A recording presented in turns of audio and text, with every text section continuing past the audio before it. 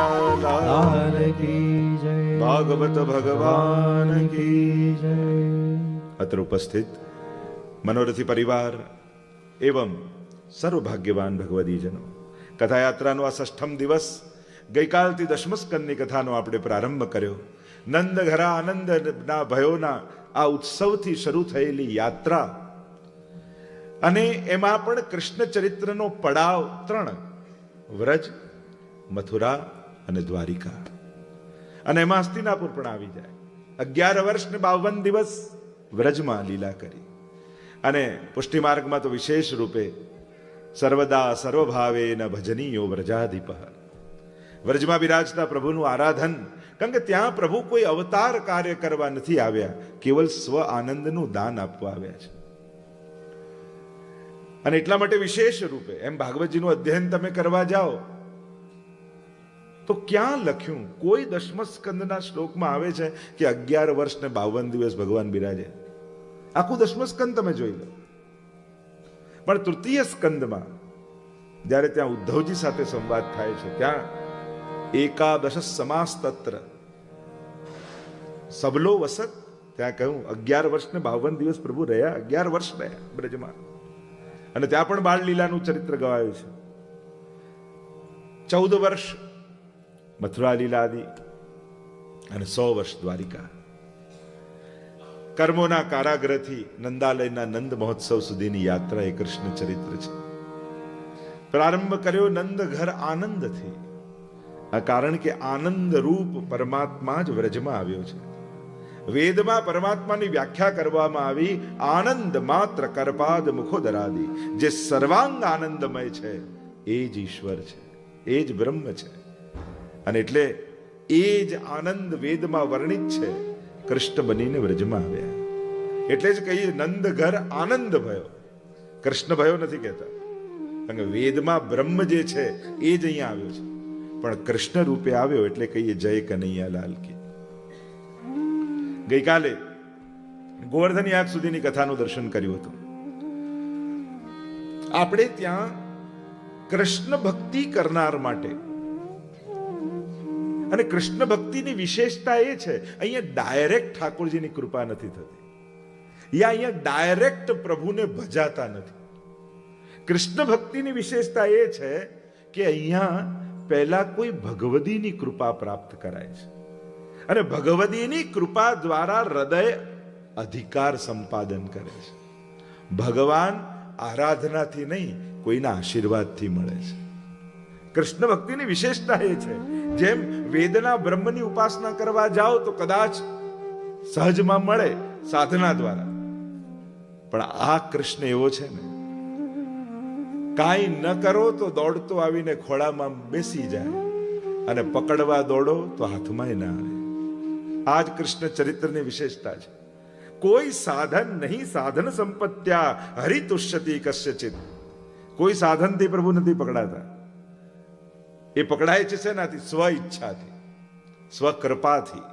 પ્રભુને પામવાનો એટલે આપણે ત્યાં વાર્તા સાહિત્યમાં એવો પ્રસંગ આવે છે કે એકવાર અકબર બાદશાહ બિરબલની સાથે આવ્યા ગુસાઈજી પાસે, અને ગુસાઈજીને પ્રશ્ન કર્યો કે ખુદા કેસે મિલે, ભગવાન મળે કઈ રીતે? ત્યારે ગુસાઈજી બહુ સુંદર ઉત્તર આપ્યો, જૈસે તુમ હમકો મિલે. જેમ તમે અમને મળ્યા ભગવાન એ રીતે જ મળે. કે મારા સમજમાં ના આવી. અકબરે કહ્યું, ત્યારે કહ્યું, જો તમે દેશના બાદશાહ છો, અમારે તમને મળવું હોય તો કેટલી પરવાનગીઓ કઢાવવી પડે, કેટલી પરમિશનો લેવી પડે, કેટલી ઓળખાણો કાઢવી પડે, ત્યારે જઈને તમને થોડી વાર મળાય. પણ તમારે કોઈને મળવું હોય તો કોઈને પૂછવાની જરૂર નથી, સીધા એના ઘરે જઈને મળી આવો. બસ કૃષ્ણ આ રીતે જ મળે. આપણે જો શોધવા નીકળીએ તો અનંત અને અગોચર લાગે, પણ એને એમ થાય કે આના પર કૃપા કરવી છે તો સહજમાં આવીને બેસી જાય. તો કૃષ્ણ ચરિત્રની વિશેષતા એ છે કે અહીંયા કોઈ ભગવદીની કૃપાનું માધ્યમ બનાવવું પડે. અને જો કૃષ્ણને પામવા હોય તો આ બે માધ્યમ બહુ પ્રબળ છે આજના સમયમાં પણ. એક છે ગિરિરાજજીની કૃપા, અને બીજી છે શ્રી યમુનાજીની કૃપા. વ્રજના વ્રજેશને પામવા માટે એટલે પુષ્ટિ માર્ગમાં તો વિશેષ રૂપે ગિરિરાજજી યમુનાજીનું આરાધન. અરે 16 ગ્રંથમાં પહેલો જ ગ્રંથ મહાપ્રભુજીએ યમુનાષ્ટક લખ્યો. તો કહ્યું કે યમનાષ્ટક ગાવાથી થશે શું, મળશે શું? તવાષ્ટકમિદં મુદા પઠતિ સુરસુતે સદા સમસ્ત દુરિતક્ષયો ભવતિ વૈ મુકુંદેરતિ તયા સકલ સિદ્ધયો મુરરિપુશ્ચ સંતુષ્યતે સ્વભાવ વિજયો ભવે વદતિ વલ્લભ શ્રી. 5 પદ. તવાષ્ટકમિદં મુદા પઠતિ સુરસુતે સદા. પહેલું પદ સમસ્ત દુરિત ક્ષય, સમસ્ત પાપોનો નાશ થઈ જશે. અચ્છા, યાદ કરવા માત્રથી, હા, નામ લેવા માત્રથી, હા, કારણ કે નામનો પ્રભાવ પાપ કરતા વધારે છે. પાપ ગમે તેટલી મોટી સંખ્યામાં હોય, બાળવા માટે એક નામ કાફી છે. કારણ કે નામનું બળ બહુ છે. સંખ્યા ભલે ઓછી હોય પણ તાકાત વધારે છે નામમાં. સમસ્ત દુરિત ક્ષયો ભવતિ વૈ મુકુંદેરતિ. ભગવાનમાં પરમ પ્રીતિ પ્રાપ્ત થાય. બીજું વિસ્તાર નથી કરતો, મૂળ વાત જે કહેવા હું છું, યમુનાજીનું આરાધન કરો તો યમુનાજી પ્રસન્ન થાય તો શું આપે? સંસારના સુખો તો બુદ્ધિની હોશિયારીથી પણ મેળવી લેશો, સંસારના સુખો તો પુરુષાર્થના બળે પણ મેળવી લેશો, પણ ભગવત પ્રેમ, ભક્તિ એ પુરુષાર્થથી મળતું નથી. આ કોઈ મહેનત કરીને પામી લેવાની વસ્તુ નથી. આ પમાતું નથી, આ તો પ્રગટે છે. તમે સ્વિમિંગ પુલ ખોદો ને તો પાણી બહારથી નાખવું પડે, કૂવો ખોદો તો અંદરથી પ્રગટે. આ સ્વિમિંગ પુલ ખોદવા જેવું નથી, આ તો કૂવો ખોદવા જેવું છે. એ તો ભીતરથી પ્રગટતું જાય ને જેટલું કાઢતા જાઓ એટલું નવું નવું શીતલ જળ નીકળતું જ જાય. એટલે આશીર્વાદથી મળે છે ભક્તિ. એટલે સુખ કરતા, પુણ્ય કરતા પણ દુર્લભ ભક્તિને માનજો. તમને જ્યારે પણ ભક્તિ કરવાનો અવસર મળે ને ત્યારે માનજો કે આજે ઠાકોરજીની કૃપા થઈ. ઘણી વાર આપણને એમ થાય ને કે આપણે ઠાકોરજીને યાદ કરીએ, ઘણી વાર આંખોમાં જળજળી આવી જાય, તાપ થાય કે પ્રભુ ક્યારે પ્રાપ્ત થશે, એવો વિરહ મનમાં થાય. તો આપણને પ્રશ્ન એમ થાય કે આપણે તો ઠાકોરજીને યાદ કરીએ છીએ, શું ઠાકોરજી ક્યારેક આપણને યાદ કરતા હશે? એમને ક્યારે એમ થતું છે કે આ ક્યારે મળશે મને, આ ક્યારે મને પ્રાપ્ત કરશે, આની મુલાકાત મારી સાથે ક્યારે થશે? એવું પ્રભુને ક્યારે આપણી યાદ આવતી હશે? અને યાદ આવે તો ખબર કેમ પડે? તો કહ્યું, જ્યારે જ્યારે આવા કથાના પ્રસંગો સાંભળવાના અવસર મળે ત્યારે માનજો આજે ઠાકોરજીએ તમને યાદ કર્યા છે. કે આને બધા જ સંસારના કાર્યોમાંથી, બાકી તમે લોકો કેટલા બિઝી, બધા ઘરના લોકોને મળવું ને તોય તમારી એપોઇન્ટમેન્ટ લેવી પડે. આજે કલાક રહેજો, મારે વાત કરવી જ તારી જોડે. વાઈફે હસબન્ડને કહેવું પડે, હસબન્ડે વાઈફને કહેવું પડે. અને એવા સમયે આટલા 7 દિવસ 4 કલાક તમે અહીંયા ભગવાન સામે બેઠા, આ કૃપા નહીં તો બીજું શું છે? આ દોડતા ભાગતા માણસને 7 દિવસ 4 કલાક, એટલે આપણે કથા નથી બેસાડતા, કથા આપણને બેસાડે છે. પ્રભુ ની સન્મુખ આપણે બેઠા છે. આ કૃપા નહીં તો બીજું શું છે? નહીં તો સંભવ નથી. અહીંયા યમુનાજીની કૃપા અને બીજી ગિરિરાજ બાબાની કૃપા. કાલે ગોવર્ધન યાગની કથા જોઈ ને, ગિરિરાજજી આપણે ત્યાં 2 સ્વરૂપે આરાધ્ય છે, ભગવાન રૂપે અને ભક્ત રૂપે. જેમ હનુમાનજી હોય ને એ ભગવાન રૂપે પણ પૂજાય ને ભક્ત રામ કાજ કરવે કો આતુર, રામના દાસ પણ છે. એમ જ ગિરિરાજ બાબા કૃષ્ણ ભક્તિમાં, જેમ રામ ભક્તિમાં હનુમાનજી છે, એમ કૃષ્ણ ભક્તિમાં ગિરિરાજજી છે. 2 જણાએ પરિચય કરાવ્યો. એક તો સૌથી પહેલા વેણુ ગીતમાં ગોપીજનોએ પરિચય કરાવ્યો, અને ગિરિરાજજીનો ઉલ્લેખ તો ગર્ગ સંહિતામાં ગર્ગજીએ બહુ વિસ્તારથી કર્યો છે. હમણાં વિસ્તારમાં નથી જતા, પણ ગિરિરાજ બાબા ભૂતલ પર આવ્યા છે જ પ્રભુની ભક્તિ કરવા. કાંતાનાથ ચિત્રકૂટ, જે કાંતાનાથ ચિત્રકૂટમાં પર્વત છે એ ગિરિરાજ બાબા, અને ચરણાદ્રી જે ચરણાદ પર્વત છે, આ 3 ભાઈ છે. અને પ્રભુની સેવા માટે પુલત્સ્ય મુનિને માધ્યમ બનાવી વ્રજમાં આવ્યા ગિરિરાજજી. આખી ખૂબ વિસ્તારની કથા છે. ગિરિરાજ બાબાનું આજે પણ એવો જ પ્રભાવ આજે પણ પ્રગટ રૂપે બિરાજે છે. વૈષ્ણવનું ગોલોકધામ બીજે ક્યાંય નથી, ગિરિરાજજીની ભીતર જ છે. ત્યાં જ દ્વાદશ નિકુંજ છે અને અખંડ ભગવદ લીલા ગિરિરાજજીની ભીતર ચાલી રહી છે. એટલે ગિરિરાજ બાબા એ કોઈ માંગવાની જગ્યા નથી. ઘણી વાર એમ થાય કામ ન બનતું હોય તો ગિરિરાજજી પાસે કહેવાય. હા, એક ન્યાય એવો છે કે ઠાકોરજી પાસે કંઈ ન કહી શકાય, પણ ગિરિરાજ બાબા તો વૈષ્ણવ છે ને, એક વૈષ્ણવ બીજા વૈષ્ણવને તો હૃદયની વાત કરી શકે ને, અને એમના આશીર્વાદ મળે. તો ગિરિરાજ બાબા પ્રગટ છે અને સાક્ષાત છે. અને ઘણી બધી ચર્ચાઓ ગિરિરાજજીના આરાધનમાં આપણે કહીએ છીએ. જ્યારે દુગ્ધાભિષેક એમને કરવામાં આવે છે અને જ્યારે એમની પરિક્રમા કરવામાં આવે છે, 7 કોસની એ પરિક્રમામાં આપણે ત્યાં કહેવાય કોઈ ને કોઈ રૂપે ગિરિરાજ બાબા પોતાનો અનુભવ જીવને ચોક્કસ કરાવે છે. આજે પણ સાક્ષાત કૃષ્ણને અનુભવવા હોય તો 2 જ જગ્યા છે, યમુનાજીનો તટ અને ગિરિરાજજીની તળેટી. આજે પણ ત્યાં અખંડ લીલા થઈ રહી છે. કૃષ્ણ તત્વ બાબતની આ વાત સમજવી જરૂર જ છે. પહેલી જે મેં સમજાઈ હતી, ભગવાન કર્મ કરતા નથી, ભગવાન લીલા કરે છે, તેની વિસ્તારથી આપણે ચર્ચા કરી. બીજી વાત, ભગવાનની લીલાઓ નિત્ય છે, ઇટર્નલ છે, શાશ્વત છે. વ્રજભૂમિ એ કોઈ ઐતિહાસિક જગ્યા નથી, હિસ્ટોરિકલ પ્લેસ નથી, એ લીલા સ્થળી છે. હિસ્ટોરિકલ પ્લેસ એને કહેવાય કે જ્યાં કોઈ ઘટના ઘટી હોય અને એના ચિહ્નો ત્યાં હોય. લીલા સ્થળી એને કહેવાય જ્યાં આજે પણ અખંડ લીલા ચાલતી હોય.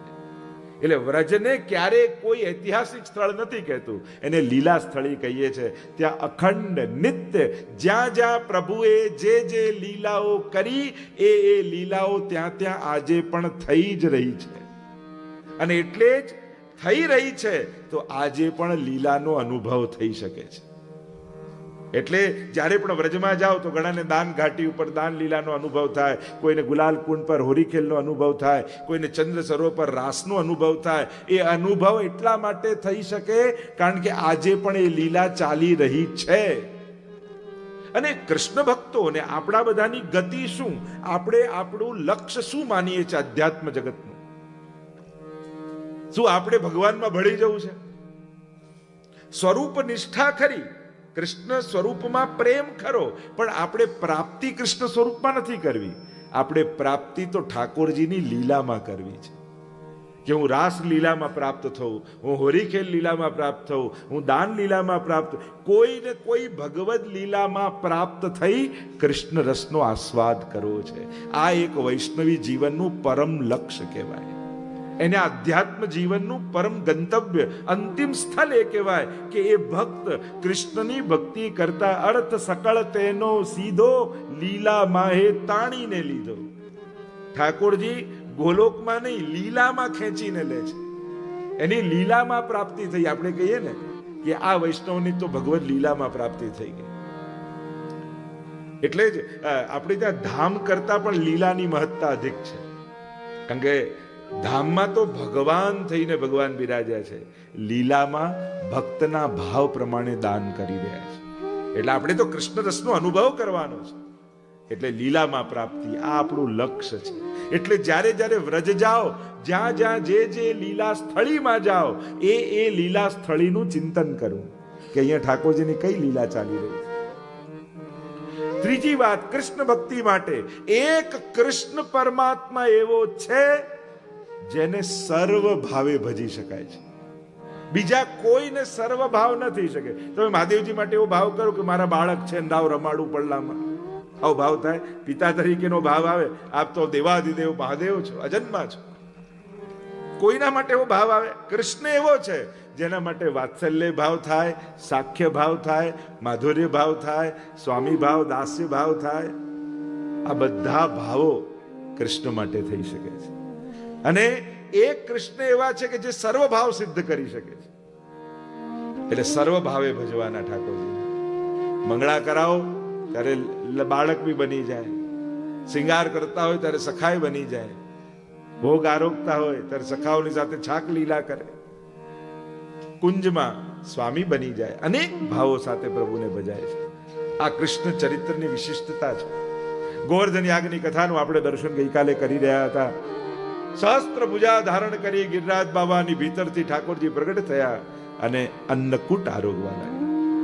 જો આપણે ત્યાં અનેક પ્રકારના ભોગનો ક્રમ છે. આપણે ત્યાં રાજભોગ, કુંવારો, છાક, અન્નકૂટ અને 56 ભોગ. ઘણી વાર લોકો ભૂલથી એવું કહેતા હોય અમારી કથામાં જે 56 ભોગ છે. કથામાં અન્નકૂટ ઉત્સવ થાય, ગોવર્ધન ઉત્સવ, જે લીલા પ્રભુએ કરી હોય એનો ઉત્સવ કરીએ. એટલે જ્યારે વ્રજવાસીઓ અન્નકૂટ ભોગ ધર્યો અને ગિરિરાજજી સ્વરૂપ ઠાકોરજી આરોગ્યા, એને કહેવાય અન્નકૂટ. અન્નનો કૂટ, અન્નનો પર્વત. આમ જ્યારે ઇન્દ્રને સમાચાર મળ્યા છે વ્રજવાસીઓએ મારું અપમાન કર્યું છે, ઇન્દ્રયાગ બંધ કરી કોઈ નવો ગોવર્ધન યાગ શરૂ કર્યો છે, આવ્યો ક્રોધ સંવર્તક નામના મેઘોને આજ્ઞા કરી જાઓ સમગ્ર બ્રજને ડુબાડી દો. આકાશમાં કાળા કાળા વાદળો ઘેરાવા લાગ્યા અને મોટી મોટી શિલાઓ પડતી હોય એવી વર્ષાની બૂંદો પડવા લાગી. ગભરાયા છે વ્રજવાસીઓ. અરે વ્રજનું થશે શું? દોડતા ગયા પ્રભુ પાસે. પ્રભુએ કહ્યું જેનો યજ્ઞ કર્યો છે એ ઠાકોરજી આપણી રક્ષા કરશે. આવ્યા ગિરિરાજજીની તળેટીમાં અને વામ ભુજાની કનિષ્ઠા ઉપર બોલીએ ગોવર્ધન નાથ કી જય. ગિરિરાજ બાબાને ધારણ કર્યા છે ટચલી આંગળી ઉપર અને ચતુર્ભુજ રૂપ પરમાત્માએ ધારણ કર્યું. એક ભુજાથી, એક અંગુલીથી ગિરિરાજજીને ધારણ કર્યા. બીજી ભુજામાં શંખ લીધો. શંખ એ જળનું આધિદૈવિક સ્વરૂપ છે. જે જળની વર્ષા થાય છે શંખમાં શોષી લે છે ઠાકોરજી. બીજી બે ભુજાથી વેણુને ધારણ કરી અધર પર વેણુના સ્વર ભર્યા છે. વ્રજવાસીઓ દેગેનું ભાન ભૂલ્યા. 7 દિવસ ક્યાં જતા રહ્યા ખબર ન પડી. મહાપ્રભુજી સમજાવે છે 7 તમે એમ કહો ગિરિરાજજીને ધારણ કર્યા, આટલો ભાર ઠાકોરજી ધારણ કર્યો. જો ગિરિરાજ ઉચક્યા નથી, ધર્યા છે. બંનેમાં ફરક છે. તમને કોઈ 1 કિલો સોનાની ઈંટ આપે, હાથમાં આપે તો ભાર લાગે કે નહીં? પણ 1 કિલોનો હાર પહેર્યો હોય તો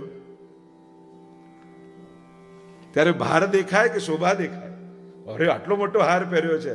ઉચકવું ને ધરવું બંનેમાં ફરક છે. ઠાકોરજીએ ગિરિરાજજીને ઉચક્યા નથી કે ભાર લાગે, એમણે તો ધર્યા છે. ઠાકોરજીએ ગિરિરાજજીને માનો ગોવર્ધન નૃત્ય કરે. ગિરિરાજ બાબા નાચી રહ્યા. कुंवर के कर पल्लव पर मानो गोवर्धन नृत्य करे. માનો ગિરિરાજજી નાચ રહે. कान कुंवर के कर पल्लव पर मानो गोवर्धन नृत्य करे. માનો ગિરિરાજ બાબા નાચી રહ્યા છે. ભાર નથી, આનંદ છે. પ્રભુ ભક્તનો મહિમા વધારી રહ્યા છે. આની શરણમાં આવશો તો નિર્ભય બનશો. પ્રભુએ 3 વસ્તુ ધારણ કરી છે. ચક્રધારી પરમાત્મા છે, વેણુધારી પરમાત્મા છે અને મમ પ્રભુ શ્રી ગિરિરાજધારી. 3 વસ્તુ ધારણ કરે. ઠાકોરજી જ્યારે સુદર્શન ધરે તો નિર્ભય બનાવી દે, બધા જ ભયમાંથી મુક્ત કરી દે. ઠાકોરજી જ્યારે વેણુ ધરે ત્યારે પ્રેમનું દાન કરે. ચક્ર ધરે ત્યારે અભયતાનું દાન, વેણુ ધરે ત્યારે પ્રેમનું દાન અને ગિરિરાજજી ધરે ત્યારે આશ્રયનું દાન કરે. તું તારા બધા જ આશ્રયો છોડી મામ એકમ શરણમ બ્રજ અહમ ત્વા સર્વ પાપેભ્યો મોક્ષયિષ્યામિ મા શુચ. તારા બધા જ સાધનો છોડી તું મારા એકની શરણમાં આવી જા. હું તને અભય આપીશ, હું તને આશ્રય આપીશ, હું તને પ્રેમનું દાન કરીશ. મમ પ્રભુ શ્રી ગિરિરાજ ધારી. ધારણ કર્યા છે, ઉચક્યા નથી. પ્રભુની શોભા વધી રહી છે. વ્રજવાસીઓને એમ થયું અરે આ એકલો ઠાકોરજી અમારો લાલન ઉચકશે. ક્યાંક નિંદ્રા આવી ગઈ, ક્યાંક નીચે પાડી દીધા તો બધા જ રામ રમી જશે. બધા લાકડી લઈને આવ્યા, લગાવી દીધા. પ્રભુને થયું હજી સાધનનું બળ છે. એકવાર ભરોસો કરો ને તો પૂરેપૂરો કરજો. પછી લાકડીઓ લગાવવા જેટલી પણ શંકા નહીં કરવી. હા, પણ ભક્તોના ભાવ છે ને, વ્રજવાસીઓના એમ છે અરે આટલું વજન ઠાકોરજી પર આવે એના કરતા લાકડી લગાડીએ તો એટલું વજન ઘટે તો ખરું. અમારા પ્રભુને શ્રમ ઓછો પડે. અને આમ વિચાર કરીને લાવ્યા. કહ્યું લાલા આપ તું છોડ દે, હવે તું મૂકી દે. અમે લાકડી લગાવી દીધી છે. અને જ્યાં આંગળી નીચે કરીને તટ તટ ચટ ચટ ચટ બધી લાકડીઓ તૂટવા લાગી. અરે કન્હૈયા પકડ, પાછા ગિરિરાજજીને ધારણ કર્યા છે. 7 દિવસ 7 પ્રકારના અન્યાશ્રયો છોડાવી દીધા. ભગવાન ઘણીવાર અહંકારને છોડાવવા માટે આપણને આપણી અસમર્થતાનું ભાન કરાવે છે કે તને એમ લાગે કે આને કારણે તારું સામર્થ્ય છે. ત્રણ કારણથી આપણને સામર્થ્ય લાગે. એક, શરીર સ્વસ્થ હોઈએ તો એમ લાગે હજી બહુ તાકાત છે દોડવાની, વાંધો નથી. બીજું, સંપત્તિ, એમ થાય ઘણા પડ્યા છે કોઈ ચિંતા નથી. ત્રીજું, સ્વજનો ને સંસાર. અરે ઘણા બધા, આપણું તો ફ્રેન્ડ સર્કલ બહુ મોટું, ક્યારે જરૂર પડશે 10 જણા આવીને ઉભા રહી જશે.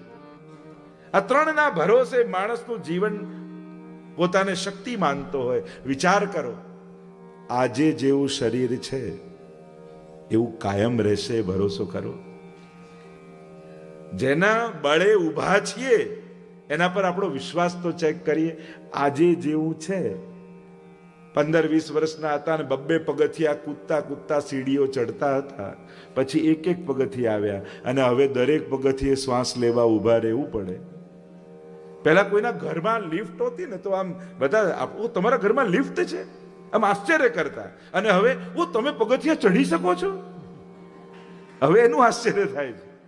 તમે ચઢી જાઓ, સારું કહેવાય. પહેલા લિફ્ટ આશ્ચર્ય હતી, હવે પગથિયા ચઢી જવું આશ્ચર્ય છે. તો આજે જેવું છે એવું કાયમ રહે, ભરોસો કરો. કોણ જાણે સંપત્તિ આજે જેટલી છે એવી કાયમ રહેશે, ભરોસો કરો. ક્યારે દિવસો ફરે કોણ જાણે. એ જ સંસાર, એ જ સ્વજનો જેના બળે છીએ, આજે જેવા સંબંધો છે એવા કાયમ રહેશે, ભરોસો કરો. ક્યારે ફરી જાય કોણ જાણે. જે એમ કહેતા હતા મારું બહુ મોટું ફ્રેન્ડ સર્કલ, કોરોના ટાઈમે એમણે જ મેસેજ કરવા પડ્યા હું પોઝિટિવ છું, આવતો નહીં. આપણે જ ના પાડવી પડે. એટલે જે બળે ઊભા છીએ ને એ બળો કેટલા કાચા છે. એટલે આપણા માટે ન બુદ્ધિ બળ, ન સામર્થ્ય બળ, ન કોઈ પુરુષાર્થનું બળ.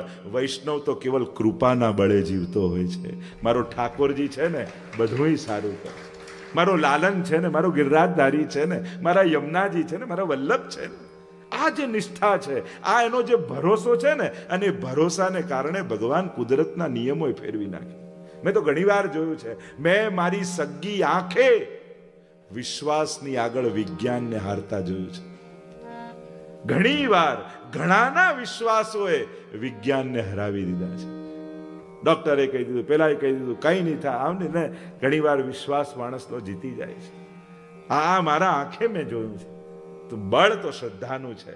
તાકાત ભક્ત માટે શ્રદ્ધાની તાકાત છે.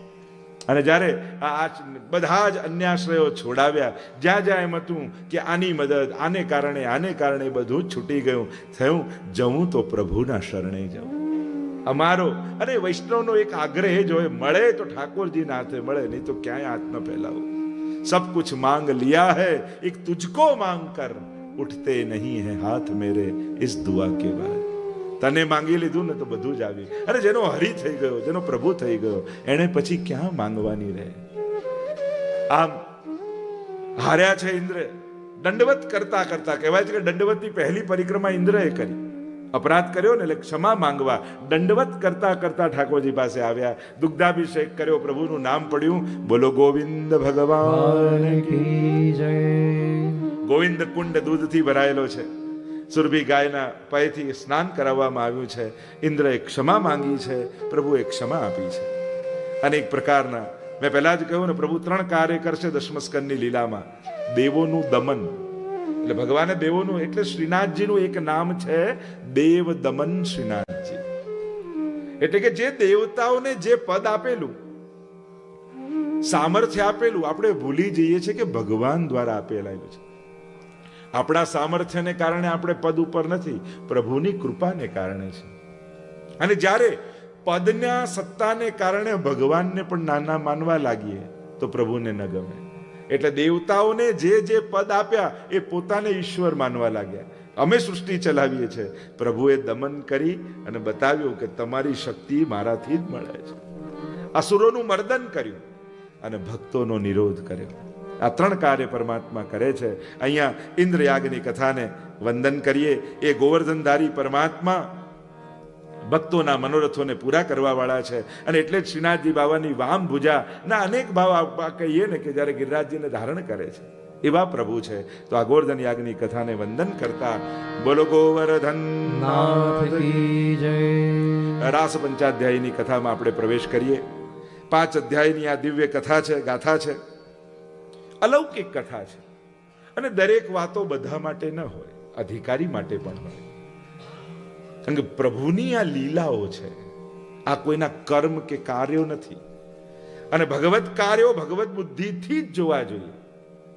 જે બુદ્ધિથી, જે ઉદ્દેશ્ય સાથે આ ગ્રંથ લખાયેલો છે એ બુદ્ધિથી જ આનું મૂલ્યાંકન અથવા અર્થઘટન કરવું જોઈએ. આપણી તકલીફ શું છે? આપણે બધા ધર્મ ગ્રંથોમાં સાયન્સ ગોતવા જઈએ છીએ અને સાયન્સ વાળાઓને ધર્મ પાડવાની કોશિશ કરીએ છીએ. પણ જેમાં ધર્મ શોધવાનો હોય એમાં સાયન્સના સિક્કાની જરૂર નથી. અરે આ તો સાયન્ટિફિક છે, સાયન્ટિફિક છે, સાયન્ટિફિક. પણ આ સાયન્સ શીખવાડવાનો ગ્રંથ જ નથી. તમે ખોટી ચોપડી ખોલીને બેઠા છો. સાયન્સ ભણવું છે તો સાયન્સ માટેની ઘણી લાઇબ્રેરીઓ અને લેબોરેટરીઓ છે. સાયન્સ ત્યાં છે. લોકો બધામાં સાયન્સ ગોતી રહે. તિલકમાં સાયન્સ ને, કંઠીમાં સાયન્સ ને, દીવામાં સાયન્સ ને. આ બધું સાયન્સ માટે નથી. તમારા ફિઝિકલ માટે આ બધું નથી. આ એક આધ્યાત્મિક યાત્રા માટે છે. જો કંઠી પહેરવાથી જ રોગો દૂર થઈ જતા હોતા, બિચારા ડોક્ટરો ભણી ગણીને શું કરવા થાકે છે? પછી કંઠી જ ના પહેરાઈ દી. એ શરીરના રોગ માટે નથી, એ તો ભવરોગને દૂર કરવા માટે છે. આધ્યાત્મિક જગતમાં બધું ભૌતિક સુખ માટે નથી હોતું. કારણ કે આપણું શરીર છે એટલું જ આપણું જીવન નથી. એક વાત યાદ રાખો, શરીરની સમાપ્તિ એ જીવનની સમાપ્તિ નથી. શરીરની સફળતા એ જીવનનું સાફલ્ય નથી. કાંઈક એની યાત્રા જુદી છે. આપણે તો એ યાત્રા પર નીકળવાનું છે. અને આધ્યાત્મિક ક્રિયાઓ, આધ્યાત્મિક ચિહ્નો, આધ્યાત્મિક સાધનો તમારી અધ્યાત્મ યાત્રાને સિદ્ધ કરવા માટે છે. અને એટલે દરેક વસ્તુને લૌકિક અને ભૌતિક રૂપે નહીં જોવી. કારણ કે આ બધી કથાઓ પરમહંસોની સંહિતાઓ છે, જેની દેહ બુદ્ધિ સમાપ્ત થઈ ગઈ છે અને આત્મબુદ્ધિથી જે જીવી રહ્યા છે એમણે ગાયેલી આ કથાઓ છે. એમને શરીરની વાતોમાં રસ ન હોય, એને શરીરની ક્રિયાઓમાં રસ ન હોય. એટલે આ સુખદેવજી દ્વારા ગવાયેલ. એટલે જે ગ્રંથ કવિતા હોય અને વાંચતા હોય તો કાવ્ય રૂપે જ જોવું જોઈએ. એને પછી ડ્રોઈંગ ન બનાવાય. હવે કોઈ વર્ણન કર્યું હોય, બહુ સુંદરતાનું વર્ણન કરતા કહે કે આના તો કમળની પાંખુડી જેવા નેત્રો છે, સુખ જેવી ચાંચ છે. તમને થાય લાવ આવું ડ્રોઈંગ દોરું તો કાર્ટૂન બને. પણ કાવ્ય રૂપે એને માણો તો સુંદરતા લાગે. તમે એક્ઝેક્ટ એના જેવું ડ્રોઈંગ બનાવવા જાઓ તો હાસ્યાસ્પદ જ થાય ને. કારણ કે ઉપમા દ્વારા સુંદરતાનું વર્ણન કર્યું છે, પણ ચિતરવા જાઓ તો કાર્ટૂન જેવું લાગે. એમાં કાવ્ય બુદ્ધિ, કવિ બુદ્ધિથી એનો રસ લે. એમ સાયન્સની બુક હોય એમાં સાયન્ટિફિક બુદ્ધિથી જોવાય. એમાં ડિસેક્શન કરાય તો ડિસેક્શન જ કરાય. ત્યાં પછી એમ કે અરે ફૂલને કાપી નાખ્યું, એની તો સુગંધ લેવી જોઈએ. પણ આ છે જ સાયન્સ. આમાં ડિસેક્શન જ કરવાનું છે, શોધવાનું જ છે ભીતર શું છે. એમ ભાગવત એ આધ્યાત્મિક ગ્રંથ છે. એને કોઈ ભૌતિક બુદ્ધિએ, વૈજ્ઞાનિકની બુદ્ધિએ, સંસારિકની બુદ્ધિએ, મોટિવેશન આમાં ને આમાં, ધંધાની બુદ્ધિ આમાં ને આ બધું આના માટે છે જ નહીં. ભાગવત એ તો ભગવાનને મેળવવાનો રસ્તો છે. કે તારે સંસારની ભીડમાંથી નીકળી ભગવત પ્રાપ્તિની યાત્રા કરવી છે તો એનો માર્ગ જે બતાવે એ ભાગવત છે. એટલે સંપૂર્ણ સાંસારિક બુદ્ધિને મૂકી અને ભગવત બુદ્ધિ, ભગવત પ્રાપ્તિની ઈચ્છા મનમાં રાખી અને જ્યારે ખોલશો તો દરેક શ્લોક એક પગથિયું બની જશે પરમાત્મા સુધી પહોંચવાનું. આ રાસ પંચાધ્યાયની કથા એ સાધારણ કથા નથી. અધિકારીઓની કથા છે, ગોપીઓની કથા છે. 5 અધ્યાયમાં ભગવાનની રાસલીલાનું વર્ણન કરવામાં આવ્યું છે. રાસમાં કોઈ પુરુષનો પ્રવેશ નથી, રાસમાં કોઈ સ્ત્રીનો પ્રવેશ નથી, રાસમાં કેવલ ગોપીઓનો પ્રવેશ છે. કારણ કે ગોપી એ કોઈ શરીરનું નામ નથી, એ ભક્તિની ઊંચાઈનું નામ છે, એક અવસ્થાનું નામ છે, એક સ્ટેટસ છે, એક એવી અવસ્થા છે કે જે અવસ્થામાં આવી દેહ બુદ્ધિ સમાપ્ત થઈ જાય અને પરમાત્મા બુદ્ધિ જાગૃત થઈ જાય. એ અવસ્થાનું નામ ગોપી છે. જય ગોભી ઇન્દ્રિયૈ કૃષ્ણરસ પીબતી ઇતિ ગોપી. જેની સર્વ ઇન્દ્રિયો કેવલ ને કેવલ ભગવદ રસનું પાન કરે એ અવસ્થા ગોપી અવસ્થા બની જાય. એ સ્ત્રી હોય કે પુરુષ હોય. તો એ ગોપીઓની કથા આ રાસ પંચાધ્યાયમાં છે. 5 અધ્યાય રાસના, 29 થી 33 અધ્યાય રાસલીલાનું વર્ણન ભાગવતમાં કરવામાં આવ્યું. જ્યારે ગોપીજનોને વચન આપ્યું હતું ચિરણ લીલા સમયે કે અમે તો આપની પ્રાપ્તિ કરવા માંગીએ છીએ, અને ભગવાન સ્વસ્વરૂપની જે લીલામાં પ્રાપ્તિ કરાવે એ રાસલીલા છે. રસાનામ સમૂહો રાસ, એવી એક લીલા કે જેમાં સમસ્ત ભગવદ રસોનો એ લીલામાં અનુભવ થઈ જાય એને રાસ કહેવાય.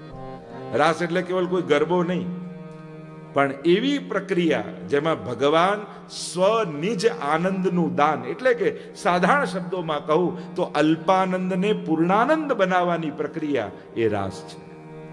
પ્રત્યેક જીવ અલ્પાનંદી છે, અંશ છે ને ભગવાનનો આપણી અંદર, અને અલ્પ છે એટલે પૂર્ણ થવાની કોશિશ કરે. એટલે બધામાં આપણે આનંદ ગોતીએ. દરેક માણસ શું ગોતે? સુખ ગોતે, આનંદ ગોતે, સુખ ગોતે, આનંદ. કેમ? પૂર્ણ થવાનો પ્રયાસ કરે છે. તે અલ્પાનંદી જીવને ભગવાન જે લીલા દ્વારા પૂર્ણાનંદનો અનુભવ કરાવે એ રાસ કહેવાય. તો એ રાસ લીલામાં આપણે પ્રવેશ કરીએ. આ ગોપીજનો કોઈ સાધારણ ગોપીજનો નથી, કોઈ સ્ત્રીઓ નથી. 2 પ્રકારના ગોપીજનો છે, ઋષિ રૂપા ગોપીજન અને શ્રુતિ રૂપા ગોપીજન. એક છે વેદની ઋચાઓ, કારણ કે વેદે પરમાત્મા વિશે વર્ણન ખૂબ કર્યું, બહુ ગાયું, પણ પરમાત્માનો અનુભવ ન કરી શકે. ત્યારે વેદની શ્રુતિઓ આવીને વિનંતી કરે છે પ્રભુને, પ્રભુ આપના વિશે અમે ગાનારાઓ નેતિ નેતિ કહી, ન ઇતિ કહી અને અનંત છો એવા વર્ણન કરીએ છીએ, પણ આપના આનંદનો અમને અનુભવ નથી. આપ કૃપા કરી આપના નિજાનંદનો અનુભવ કરાવો. અને ત્યારે પ્રભુએ કહ્યું, કૃષ્ણ પૂર્ણ સ્વરૂપે જ્યારે આવીશ ત્યારે ગોપીઓ બનીને તમે વ્રજમાં પ્રગટ થજો. તો એ વેદની શ્રુતિઓ જે ગોપી બની એ છે શ્રુતિ રૂપા ગોપીજન. બીજા છે ઋષિ રૂપા ગોપીજન. ભગવાન રામ દંડકારણ્યમાં જ્યારે પધાર્યા અને અનેક ઋષિઓ બિરાજમાન છે, મુક્તિ સુધીનો આનંદ અનુભવ કરી ચૂક્યા છે ઋષિઓ, પણ ભગવાનને જોઈને હજી કોઈ આનંદ પામવાની ઈચ્છા થઈ. પ્રશ્ન કર્યો કે પ્રભુ અમે તો સમજીએ છીએ કે મોક્ષનો આનંદ એ અંતિમ આનંદ છે, પછી હજી કયો આનંદ પામવાની ઈચ્છા થાય છે? ત્યારે પ્રભુએ કહ્યું, એ છે મારો સ્વરૂપાનંદ, મારા નિજ સ્વરૂપનો આનંદ, અને એ જ્યારે તમને અનુભવ કરાવું ત્યારે પૂર્ણાનંદનો અનુભવ થશે. તો પ્રભુ એ આનંદ અનુભવ કરાવો. કહ્યું કે હમણાં તો મર્યાદા સ્વરૂપ છું, પુષ્ટિ સ્વરૂપે જ્યારે આવીશ, તમે કૃષ્ણ બનીને જ્યારે હું આવીશ ત્યારે તમે ગોપીઓ બનીને આવજો. અને એ ઋષિઓ જે ગોપી બનીને આવ્યા એ ઋષિ રૂપા ગોપીજન છે. તો આમ 3 પ્રકારનો આનંદ શાસ્ત્રોએ કહ્યો: વિષયાનંદ, બ્રહ્માનંદ અને ભજનાનંદ, સ્વરૂપાનંદ. વિષયાનંદને બધા જાણે છે, બ્રહ્માનંદને ઋષિઓ જાણે છે, અને ભજનાનંદને ગોપીઓ જાણે છે. એટલે કે એ જીવ જે વિષયાનંદનો અનુભવ કરી ચૂક્યો છે એને ભજનાનંદ સુધીની યાત્રા કરાવી, એનું નામ રાસ છે. વિષયાનંદીને, દેહ બુદ્ધિ વાળાને આત્મરસનો અનુભવ કરાવો, એનું નામ રાસ. તો આ રાસ લીલા અધિકારીઓની લીલા છે. કારણ કે પરીક્ષિત મહારાજને સાંભળતા સાંભળતા શંકા થઈ ગઈ, અરે પ્રભુએ આવું કેમ કર્યું? આ રીતે રાસ સ્ત્રીઓ સાથે કર્યો. અને ત્યારે સુખદેવજી પણ કથા બંધ કરી કહ્યું, રેબે રમેશો વ્રજ સુંદરી બી યથાર બકસ્વ પ્રતિબિંબ વિભ્રમ. અરે મહારાજ, આ કોઈ સાધારણ લીલા નથી, આ તો એક નાનું બાળક અરીસામાં પોતાના પ્રતિબિંબને જોઈ, પડછાયાને જોઈ અને નાનકડું બાળક રમે ને એવી આ નિર્દોષ લીલા છે. કારણ કે આ ગોપીઓ બીજો કોઈ નથી, ભગવાનમાંથી જ પ્રગટ થયેલા ભક્તો છે. આત્મકૃતે પરિણામાત એકોહમ બહુશ્યામ પ્રજાય. એકમાંથી પરમાત્મા અનેક થયા અને પોતાનામાંથી જ ભક્તોને પ્રગટ કર્યા છે. આવો પ્રવેશ કરીએ પંચાધ્યાયની. 5 અધ્યાય એટલે પંચાધ્યાયી, અને રાસલીલાના 5 અધ્યાય એટલે એને કહેવાય રાસ પંચાધ્યાયી. અને કૃષ્ણ જીવન, જેના માટે કૃષ્ણ ભક્તિ જ જીવન છે, એ કૃષ્ણ ભક્તો માટે સર્વોચ્ચ પ્રાપ્તિનું લક્ષ્ય એટલે મહારાસ. કોઈ પણ કૃષ્ણ ભક્ત લઈ લો, એના માટે સર્વોચ્ચ અવસ્થા, એનું લક્ષ્ય શું હોય? કૃષ્ણ ભક્તિ કરીને એને પામવું શું છે? તો કે અમારો મહારાસમાં પ્રવેશ થાય, કે જ્યાં ભગવાન સ્વસ્વરૂપનું દાન કરી અને એ લીલા રસનો અનુભવ અમને કરાવે અને ત્યાં એક ગોપી બનીને અમારો જન્મ થાય. આ લક્ષ્ય રાખી અને દરેક કૃષ્ણ ભક્ત ભક્તિ કરતો હોય છે. આ પરમ લક્ષ્ય કયું છે? આઈએ પ્રવેશ કરતા. શુક ઉવાચ ભગવાન પીતારાત્રિ શરદોત્ફુલ્લ મલ્લિકા વિક્ષરંતુમ મનશ્ચક્રે યોગમાયામુપાશ્રિત. ભગવાન પીતારાત્રિ, ભગવાને એ રાત્રિને જોઈએ. કઈ રાત્રિ? જેનું વચન ચીરહરણ લીલા સમયે ઠાકોરજીએ ગોપીઓને આપ્યું હતું. એ રાત્રિને જોઈએ. તા રાત્રિ શરૂઆત જ કરી ભગવાન શબ્દથી. ફરી ફરીને કહું, આ કોઈ સ્ત્રી પુરુષનો ગરબો નથી, આ તો પરમાત્મા અને જીવાત્માનું અનંત રમણ છે. કે જ્યાં પરમાત્મા એ જીવાત્માને પરમાત્મા તત્વનો અનુભવ કરાવવાનો છે. એ આ લીલા છે. એટલે જ પહેલો શબ્દ વાપર્યો ભગવાન. આમાં બહુ જ મહત્વનું છે કઈ રીતે વર્ણન કર્યું છે. ભગવાનનું વર્ણન છે. તા રાત્રિ, એ રાત્રિને જોઈ. અનેક રાત્રિઓ કૃષ્ણ લીલા માટે પ્રસિદ્ધ છે. એમ જોવા જાવ તો સૌથી પહેલી તો જન્માષ્ટમીની રાત્રિ, બીજી મહારાસની રાત્રિ, ત્રીજી જોવા જાવ તો આપણે ત્યાં પવિત્રા એકાદશીની રાત્રિ, કે શ્રાવણ શ્યામલે પક્ષે એકાદશ્યામ મહાનિશી સાક્ષાત ભગવતા પ્રોક્તમ તદક્ષરસ ઉચ્યતે. જે રાત્રિએ ઠાકોરજીએ પ્રગટ થઈ બ્રહ્મ સંબંધ મંત્રનો ઉપદેશ મહાપ્રભુજીને આપ્યો, એ પવિત્રા એકાદશીની રાત્રિ મહાનિશી એને કહ્યું છે. અને મધુરાષ્ટકનું ગાન જે સમયે મહાપ્રભુજીએ કર્યું અને પવિત્રા ધરાવ્યા. અમુક રાત્રિઓ પ્રસિદ્ધ છે. તો આ રાત્રિ, એ રાત્રિને જોઈએ. વિક્ષરંતુમ મનશ્ચક્રે યોગમાયા મુપાશ્રિત. યોગમાયાનો આશ્રય કર્યો. અનેક અનેક યોગમાયાના અર્થ કર્યા. કોઈએ રાધાજીનો અર્થ કર્યો, કોઈએ યમુનાજીનો અર્થ કર્યો. પણ પ્રભુએ યોગમાયાનો આશ્રય કરી અને વનમાં પધાર્યા. વનમાં પધાર્યા. વિશાળ કદંબનું વૃક્ષ હતું. ત્રિભંગી રૂપ ધારણ કર્યું. ચરણથી ભંગ, કટીથી ભંગ એટલે કે કમરથી, અને ગ્રીવાથી ભંગ ગળાથી. એટલે પ્રભુનું એક નામ છે ત્રિભંગી લાલ. ત્રણ જગ્યાએથી ભંગ છે પ્રભુ. પ્રભુ વાંકા છે. અને ત્રણ જ નહીં, ગિરધર સબહી અંગ કો બાંકો. આપણે જ્યાં તો કહીએ ને, એ તો બધી રીતે વાંકો છે. એનું નામ બોલો તોય વાંકો, એના કામ જુઓ તોય વાંકા, એ તો બધી. એને ઉભો રહે તોય વાંકો. પેલી સીધી ખીલ્લી હોય દિવાલમાં તો તરત નીકળી જાય, પણ એકવાર વાંકી થઈ જાય ને પછી એને કાઢવી બહુ અઘરી. કૃષ્ણ એવો છે, એવો વાંકો છે ને એટલા માટે વાંકો છે કે એકવાર દિલમાં ઘૂસ્યો ને પછી કાઢવો બહુ અઘરો છે. બાકી બધામાં મન લગાડવું પડે, કૃષ્ણ તો છે જ મનોહર. મનને હરી લે, લગાડવું ના પડે. એ મનને બીજે જવા જ ના દે. તમારા મન કરતા પણ એની ચંચળતા અધિક છે. કૃષ્ણ એવો છે. એટલે મન પણ ત્યાં બે હાથ જોડીને બેસી જાય કે તારા જેટલો ચંચળ તો હું નથી, એટલે હું તારો થઈ જાઉં. કારણ કે જ્યારે સમર્થ દેખાય તો એને શરણે જતા રહેવાય. એટલે મનને પણ સમર્થ કૃષ્ણ લાગે છે, એટલે એના શરણે જતો રહે છે. પ્રભુ આવ્યા, વિશાળ વૃક્ષની નીચે ઉભા રહ્યા, અધર પર વેણું પધરાવી. નિશમ્ય ગીતમ તદનંગ વર્ધનમ વ્રજ સ્ત્રિય કૃષ્ણ ગૃહીત માનસા આજગ્મુરન્યો ન્યમલક્ષિતોદ્યમા સયત્ર કાંતો જવલોલ કુંડલા નિશમ્ય ગીતમ. પ્રભુને વહ ગીત બજાયા. નાદ નથી, ગીતમ. નાદમાં શબ્દ ન હોય, ગીતમાં શબ્દ હોય. એટલે કે એક એક ગોપીને એમ લાગ્યું જાણે મારું નામ લઈ લઈને ઠાકોરજી બોલાવી રહ્યા છે. અને વેણુનો સ્વર આખા બ્રજમાં વ્યાપ્યો. દરેક ગોપી જુદા જુદા કામમાં વ્યસ્ત હતી. કોઈ પતિની સેવા કરી રહી છે, કોઈ દૂધ પકવી રહી છે, કોઈ ઘરની સફાઈ કરી રહી છે, કોઈ બાળકને ભોજન કરાવી રહી છે. જેવી વૃત્તિ એવી પ્રવૃત્તિ. અહીંયા મહાપ્રભુજી ગોપીઓના ભેદ બતાવ્યા. જો ભગવાન વિશે તો ઘણાએ લખ્યું છે, મહાપ્રભુજીએ ગોપીઓ વિશે લખ્યું છે. આ કઈ ગોપી છે, એક એક ગોપીનો પરિચય આપ્યો મહાપ્રભુજીએ.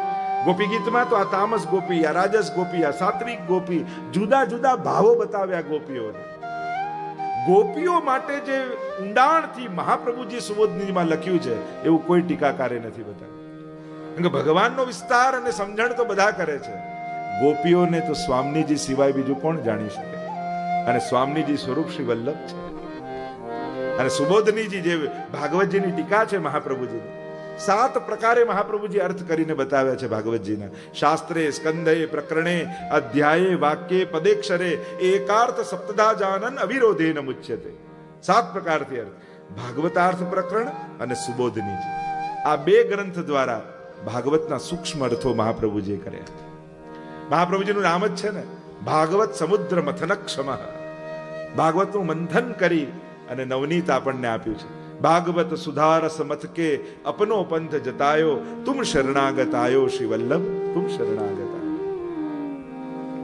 ભિન્ન ભિન્ન કાર્યમાં વ્યસ્ત છે ગોપીઓ. જ્યાં વેણુના સ્વર પડ્યા ચોંકી ગોપી. શું એ રાત્રિ આવી ગઈ જે રાત્રિ નું વચન ઠાકોરજી આપ્યું હતું, અને બધી જ ગોપીઓ દોડી છે. ઘરથી ભાગતી ભાગતી નીકળી. કેટલીક ગોપીઓ જવા ગઈ પણ સ્વજનોએ સાંકળે લગાવી દીધી, જવા ન દીધા. હું તો ગહેલી ફરું ઘર માય, કોણે દીધી સાંકળડી, મારા વાલા ના વન માય, વાગે રૂડી વાંસળી. એવો તાપ થયો કે પ્રભુ પોકારી રહ્યા છે ને હું જઈ ન શકી. બધા પાપ બળી ગયા. અને જ્યાં મન પ્રભુમાં લાગ્યું એવો આનંદ થયો કે બધા પુણ્યોના ફળ ભોગવાઈ ગયા. ત્યાં જ એમનો ઉદ્ધાર થઈ ગયો. કેટલીક ગોપીઓનો તો ઘરમાં જ ઉદ્ધાર થઈ ગયો, અને બાકી ગોપીઓ દોડી છે, ભાગી છે. ભાગતા ભાગતા ભાગતા પ્રભુ જ્યાં વેણુના સ્વર ભરી રહ્યા છે ત્યાં આવીને સમસ્ત ગોપીજનો ઊભી થઈ. વેણુ વગાડતા પ્રભુએ ધીમે રહીને નેત્રો ખોલ્યા અને જુએ તો અનેક ગોપીઓ ઊભી છે. મુખમાં આશ્ચર્યના ભાવ પ્રભુ લાવ્યા અને પ્રભુ બોલ્યા, સ્વાગતમ વો મહાભાગા, પ્રિયમ કિમ કરવાણી વહ, વ્રજસ્યાનામયમ કશ્ચિત બ્રૂતાગમન કારણમ. સ્વાગત છે ગોપીઓ તમારું. સ્વાગતમ વો મહાભાગા, એ મહાભાગા ગોપીઓ તમારું સ્વાગત છે. તમારું શું પ્રિય કર્યું? આમ રાત્રિના સમય વનમાં કેમ આવી છો? જાઓ, તમારા સ્વજનો તમારી પ્રતીક્ષા કરતા હશે. તમારા પતિ, પિતા, ભાઈ, બંધુ તમને શોધવા નીકળ્યા હશે. જલ્દી જાઓ. સ્ત્રીઓએ આમ વનમાં એકલા આવવું ઠીક નથી. પતિની સેવા કરવી સ્ત્રીનો ધર્મ છે. રોગી હોય, વૃદ્ધ હોય, નિર્ધન હોય. 10 શ્લોકમાં ભગવાને ધર્મોપદેશ આપ્યા અને ગોપીઓ શાંતિથી સાંભળે છે. ગોપીઓએ કહ્યું, પ્રભુ આપે બોલી લીધું, હવે અમે કંઈ કહીએ? આહા કહો. પ્રણય ગીત જેને કહેવાય. મૈવમ વિભો રતિ ભવાન ગદિતુમ નુસંસમ સંત્યજ સર્વ વિષયાંસ્તવ પાદમૂલમ. પ્રભુ આપ અમને કહો છો કે આ રીતે સ્ત્રીએ વનમાં આવવું ઠીક નથી? પ્રભુ ભૂલી ન જશો. આપના વેણુના સ્વર પડ્યા. આપ જે કહો છો સાચું જ છે. સ્ત્રીએ આ રીતે વનમાં ન આવવું જોઈએ એકલા વેણુ સાંભળીને. પણ પ્રભુ એ ન ભૂલી જતા, જ્યારે આપણે વેણુના આપના સ્વર અમારા કાનમાં પડ્યા, એ સાંભળતાની સાથે દેહ બુદ્ધિ તો ત્યાં જ સમાપ્ત થઈ ગઈ. અહીંયા કોઈ સ્ત્રી નથી આવી, અહીંયા તો જીવાત્મા પરમાત્માને મળવા માટે આવ્યો છે. આપની વેણુના સ્વરની એ તાકાત છે કે શ્રવણ કરતા જ દેહ બુદ્ધિ સમાપ્ત થઈ જાય. એટલે પ્રભુ સ્ત્રીનો ધર્મ સાચો, એને ન આવવું જોઈએ, પણ ભૂલતા નહીં, સ્ત્રી નથી આવી, જીવાત્મા આપને મળવા માટે આવ્યો છે, જે અનંત જન્મોથી વિખૂટો પડ્યો છે. અને પતિની સેવા કરવી સ્ત્રીનો ધર્મ આપ કહો છો, બહુ સાચી વાત. એ સ્ત્રીનો ધર્મ છે. રોગી હોય, નિર્ધન હોય, વૃદ્ધ હોય, પણ પ્રભુ ભૂલી ન જતા. દરેક જન્મ, કેટલા જન્મો લઈને અમે અહીંયા આવ્યા છે. દરેક જન્મમાં આ શરીરનો કોઈ બીજો પતિ હતો. દરેક જન્મ લીધો, શરીર લીધું ને કોઈ પતિ હતો. દરેક જન્મમાં કોઈ જુદો પતિ હતો. પણ દરેક જન્મમાં આ શરીરનો કોઈ જુદો પતિ હતો, પણ આત્માના પતિ તો આપ જ હતા દરેક જન્મમાં. અને આત્માના પતિને ભજવો એ જ આ જીવાત્માનું પરમ ધર્મ છે. વેદ એમ કહે છે, યો યદંશ સતમ ભજેત, જે જેનો અંશ છે એને અંશીને ભજવો જોઈએ. આ આત્માનો પરમ ધર્મ, પરમાત્માની પ્રાપ્તિ એ જ છે. પ્રભુ આપ કહો કે અમારા ભાઈ બંધુ પિતા બધા ગોતતા હશે, તમે જાઓ. પણ પ્રભુ વ્યક્તિઓને છોડ્યા છે, વૃત્તિઓ તો લઈને જ આવ્યા છે. આ બધા વ્યક્તિઓને છોડ્યા, પણ હવે તો ત્વમેવ માતા ચ પિતા ત્વમેવ બંધુશ્ચ સખા ત્વમેવ. વ્યક્તિઓના શરીર છોડ્યા, વૃત્તિઓ લઈને આવ્યા છે. હવે તો સર્વદા સર્વભાવેન ભજનીયો વ્રજાદીપ. હવે તો વ્રજાદીપને ભજવું એ જ મારો પરમ ધર્મ છે, અન્ય કોઈ નહીં. પણ તમે સંસારને છોડી દેશો તો સંસારના લોકો દુખી થશે. વાત સાચી પ્રભુ. પણ ગમે તેટલા ઉત્તમ બીજ હોય અનાજના, સારામાં સારી ભૂમિ હોય, સારામાં સારું ખાતર, પાણી, સૂર્યપ્રકાશ બધું જ આપો, પણ એકવાર એ બીજને શેકી નાખો ને, પછી એમાં ફણગા ન ફૂટે. એમ પ્રભુ વેણું સાંભળીને ત્યારે જ મનની વૃત્તિઓ શેકાઈ ગઈ આપના પ્રેમમાં. આપના વિરહમાં હૃદયની આ બધી લાગણીઓ શેકાઈ ચૂકી છે. હવે સંસારની ભૂમિમાં વાવવા જશો તો પ્રભુ આમાં ફણગા નહીં ફૂટે અને સંસારીઓ વધારે દુખી થશે. પણ તમારા ધર્મનું શું? પ્રભુ પ્રત્યેક ધર્મ ધર્મીને મેળવવા માટે હોય છે, ધર્મીની પ્રાપ્તિ માટે હોય છે. તમે ગુલાબનું છોડ ઉગાડો, આજુબાજુ એને બચાવવા માટે કાંટાની વાડ કરો, પણ કાંટાની વાડ કરવામાં એટલા મશગુલ થઈ જાઓ કે છોડને પાણી આપવાનું ભૂલી જાઓ તો છોડ સુકાઈ જાય. વાડ છોડ માટે છે, એમ પ્રત્યેક ધર્મની વાડ ધર્મીની પ્રાપ્તિ માટે છે, આપની પ્રાપ્તિ માટે છે. અને આપને મેળવવાનો અવસર જો ચૂકી જઈએ તો ધર્મ કરવા ઉપર ધૂળ પડ્યું કહેવાય. કારણ કે આ જે કાંઈ ધર્મ કર્યા છેલ્લે તો આપને જ મેળવવા માટે છે. અને જે ક્ષણ આપને મળવાની આવી એને છોડીને ચૂકી જવાય, ધર્મને સાચવવા બેસી જઈએ તો પછી અમારી સાધના નકામી થાય. નિરુત્તર થઈ ગયા પ્રભુ. અને નિરુત્તર થયા અને ગોપીઓએ વિનંતી કરી કે જે મનોરથ સાથે અમે આવ્યા છીએ એ રાસનું દાન કરો. અને પ્રભુ ગોપીઓની સાથે લઘુ રાસ કરવા લાગ્યા. એટલે કહેવાય લઘુ રાસ. અને રાસ કરતા કરતા એક હાથ પકડ્યો, બીજો હાથ પકડ્યો અને ગોપીઓ જન સાથે પ્રભુ રાસ કરતા કરતા જ્યારે સુંદર નૃત્ય કરી રહ્યા છે, શરદનો ચંદ્રમા છે, અને રાસ કરતા કરતા ગોપીઓના મનમાં મદ આવ્યો, અહંકાર આવ્યો. જો ને આ ત્રિલોકને નચાવનારો પરમાત્મા અમારા ઈશારે નાચી રહ્યો છે. અમે એક હાથ ઊંચો કરીએ તો એ હાથ ઊંચો કરે, અમે એક પગ ઊંચો કરીએ તો એ પગ ઊંચો કરે, અમે જ્યારે રણકાર કરીએ નુપુરના તો એ રણકાર કરે. અમારા ઈશારે અમારા ઉપર એટલો મોહિત થઈ ગયો છે કે અમારા સિવાય એને બીજું કાંઈ દેખાતું નથી. વિચાર કરો, રાસ જેવી લીલા, ભગવાનનો પકડેલો હાથ, શરદની રાત્રિ, અને એવા સંજોગોમાં પણ જો મનમાં મદ આવી જતો હોય તો આપણા બધાની તો શું દશા થાય? વિચાર કરો, ભગવાનનો હાથ હાથમાં પકડ્યો છે તોય અહંકાર આવી જાય તો સાધારણ જીવને તો લૌકિક જે એની પાસે રહેવાનું નથી, જે એનું છે નહીં, એ બાબતનો અહંકાર કરીને બેઠો છે. એટલે જ હું તો ઘણી વાર કહું કે એક હાથથી ઠાકોરજીનો હાથ પકડ્યો હોય ને તો બીજા હાથથી ગુરુના ચરણ પકડી રાખવા, જેથી કોઈ દિવસ અહંકાર ના આવે. અજ્ઞાન તિમિરાંધસ્ય જ્ઞાનાંજન શલાકયા. જે અજ્ઞાન રૂપી મદને હણી લે એ તો ગુરુ છે. એટલે એક હાથથી ચરણ એના પકડી રાખવા, એના માર્ગદર્શનમાં, એના આચરણમાં રહેવું, જેથી સૌભાગ્યમત પણ ન જાય. પણ આ તો પ્રભુની લીલાઓ છે. ગોપીઓમાં મદ આવી શકે સંભવ નથી, પ્રભુએ જ મદ જગાડ્યો છે. કારણ એમને વિપ્રયોગનું દાન કરવું છે. પ્રભુ છે ને શૃંગાર રસ રૂપ છે. શાસ્ત્રોમાં એને શૃંગાર રસ કહ્યો પ્રભુને. અને શૃંગાર રસ દ્વિદલાત્મક કહેવાય. દ્વિદલ એટલે ચણો હોય ને એની બે ફાંક હોય, એને દ્વિદલ કહેવાય. અમુક એક દલ હોય, બીજા દ્વિદલ હોય, તો ચણો દ્વિદલ કહેવાય, બે ફાંક વાળો કહેવાય. એમ શૃંગાર રસ દ્વિદલાત્મક, સંયોગાત્મક અને વિપ્રયોગાત્મક. અને આ રીતે બંને રીતે પરમાત્મા મળે ત્યારે કૃષ્ણની પૂર્ણ પ્રાપ્તિ થઈ કહેવાય. જો ગુસાઈજીને પણ 6 માસનો વિયોગ કરાવ્યો ને, કૃષ્ણદાસ અધિકારીને નિમિત્ત બનાવ્યા, નહીં તો કૃષ્ણદાસ અધિકારીને આવો ભાવ આવે.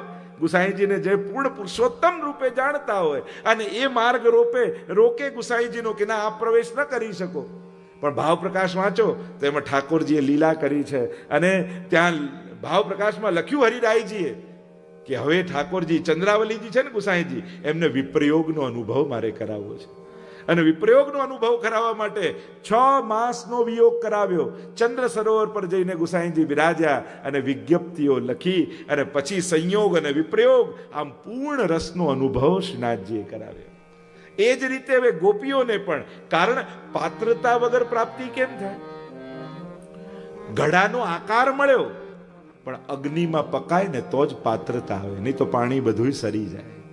એમ પ્રભુએ વિચાર કર્યો કે ભક્તનો આકાર મળ્યો છે પણ વિપ્રયોગની અગ્નિમાં પકવીશ તો જ મારો ભગવદ રસ આમના હૃદયમાં ટકી શકશે.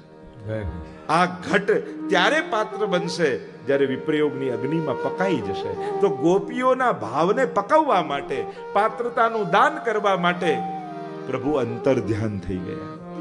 તાસામ તત સૌભગ મદમ વિક્ષમાનંચ કેશવ પ્રશમાય પ્રસાદાય તત્રૈવાંતરધીયત.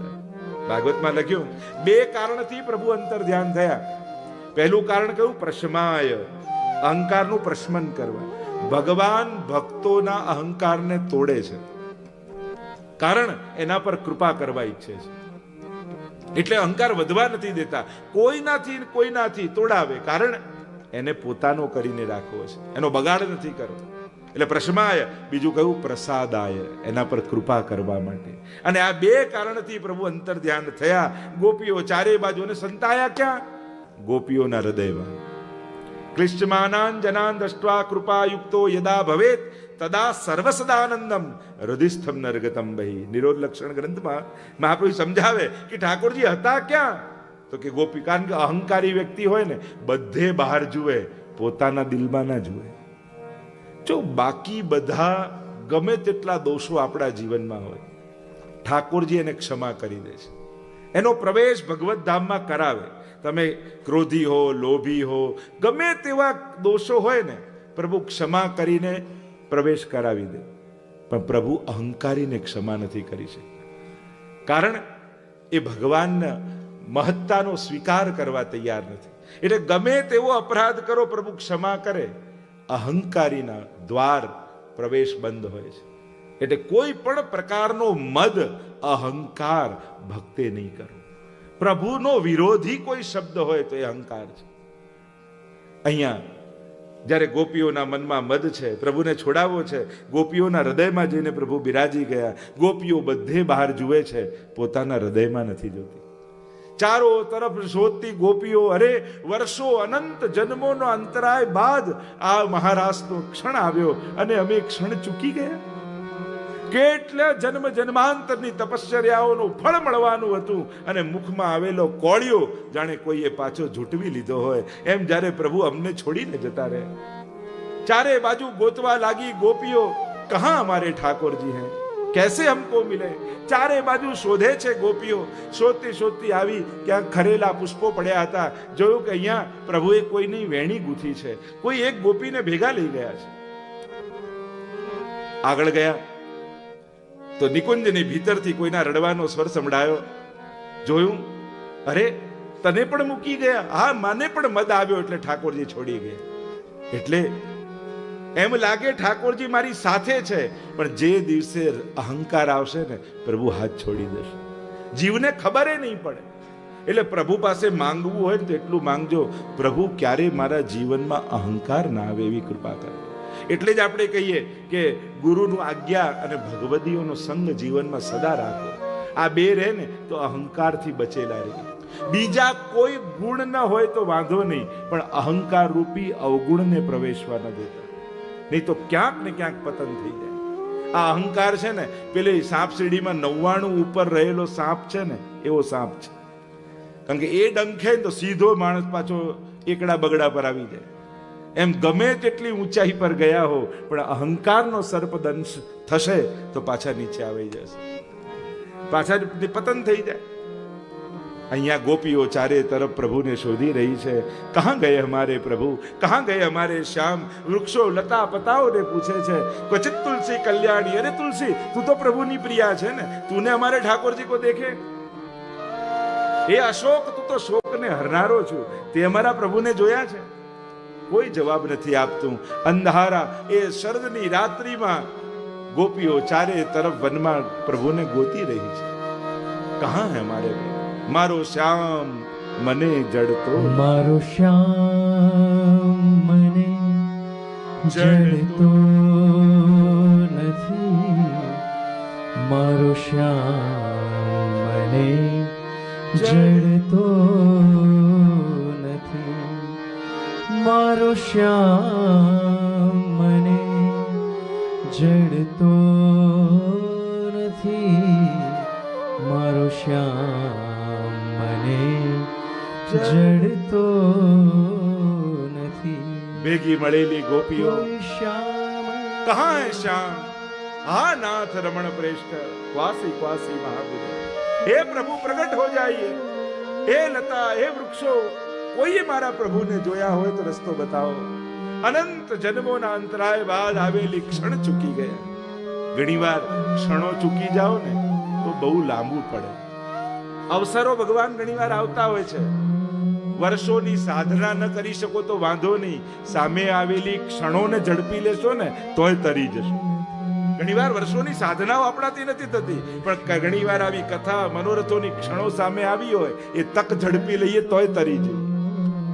ચારે તરફ ગોતતી ગોપીઓ ક્યાંય પ્રભુ ન દેખાયા. યમુનાજીના તટ ઉપર ભેગી થઈ. સુબોધનીમાં મહાપ્રભુજી આજ્ઞા કરે, અષ્ટાવિંશે હરેર ગાનમ સ્વભાવાદ અપરાધતઃ કૃતાવગ્ના ગોપિકા હિ સ્તોત્રમ ચકુર્વિતીયતે. સુબોધનીજી પ્રમાણે 28મો અધ્યાય, 3 અધ્યાય પ્રક્ષિપ્ત ગણ્યા. એટલે ગોપી ગીતને પણ મહાપ્રભુજીએ સ્તોત્ર કહ્યું. સ્વભાવાત ને અપરાધતઃ બે કારણ ગોપી ગીત ગાવાના બતાવ્યા આચાર્ય ચરણે. સ્વભાવાત, વિરહીનો સ્વભાવ હોય છે સ્નેહીનો પુકાર કરો, સહજ પ્રેમ પુકાર કરાવે છે. અને અપરાધતઃ, અપરાધ થયો હોય ને તો જેનો અપરાધ કર્યો હોય એની સ્તુતિ કરવી, એની ક્ષમા માંગવી.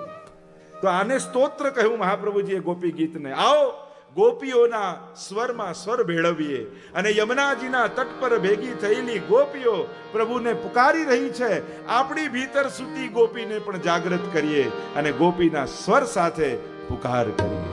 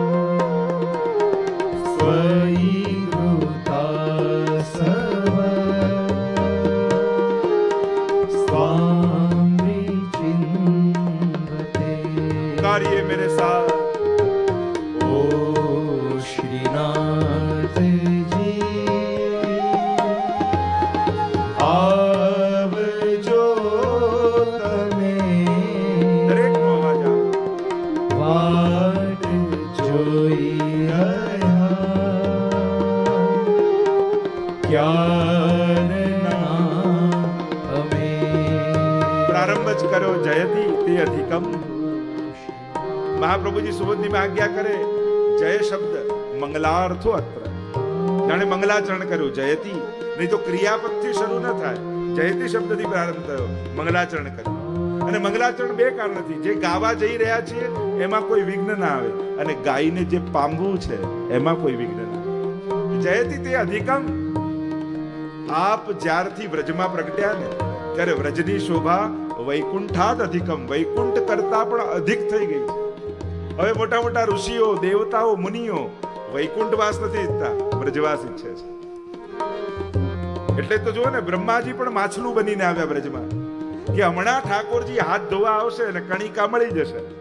ઠાકોરજીએ જાણ્યું કે બ્રહ્માજી છે, બધાને પોતાનું પીતાંબર આપ્યું ને કહ્યું બધા આજે પીતાંબરમાં હાથ લૂછી દો, પણ હાથ ધોવા ન જતા. કણિકા ન મળી. સ્વયં મહાદેવજી ગોપી બનીને ગોપેશ્વર મહાદેવ બનીને બિરાજમાન થઈ ગયા. આજ સુધીના જેટલા ઋષિ મુનિ ભક્તો થયા, માનુષ હો તો વહી રસ ખાની, બસો બ્રજ ગોકુલ ગાવ કે ગ્વારન, જો પશુ હો તો કહા બસુ મેરો ચરો, નિત નંદ કી ધેનુ મંજારન. માણસ થાવ તો બ્રજવાસી બનાવજો, પશુ બનવું તો નંદાલયની ગૌશાળાની ગાય બનાવજો, અરે જો પાષાણ બનવું એવા કર્મો હોય તો ગિરિરાજ બાવાનો પાષાણ બનાવજો, પણ વ્રજવાસ મને આપજો. બ્રહ્માજીને એકવાર એમ થયું કે આ વ્રજની મહિમા આટલી ગાય છે તો વ્રજ ભારે કે વૈકુંઠ. મોટું તરાજુ લીધું, એક પલડામાં વ્રજ રાખ્યું, બીજા પલડામાં વૈકુંઠ રાખ્યું. હલકું હતું એ ઉપર જતું રહ્યું, ભારે હતું એ નીચે રહી ગયું. જયતિ તે અધિકમ જન્મના વ્રજ, આપ પ્રગટ થયા. વ્રજવાલુ રે વૈકુંઠ નહીં આવું, ત્યાં નંદકુંવર ક્યાંથી લાવું? ત્યાં તો વૈકુંઠનો નાથ છે, અમારે તો નંદકુંવર જોઈએ. અને જોઈએ અમારે તો નિકટ રાધાજી બાજુમાં જોઈએ, અને વૈકુંઠમાં જઈએ તો લક્ષ્મીજી બાજુમાં હોય. અને અમારા મને તો રાધે કૃષ્ણ રાધે કૃષ્ણ રાધે કૃષ્ણ, और राधा निकाल दो तो आधे कृष्ण आधे कृष्ण आधे कृष्ण. राधा के बिना हमारा तो श्याम भी आधा है. जयति ते अधिकम जन्मना व्रज, श्रेयत इंदिरा शश्वदत्त રહી. અને એનું પ્રમાણ વૈકુંઠ કરતા પણ વ્રત ઉત્તમ.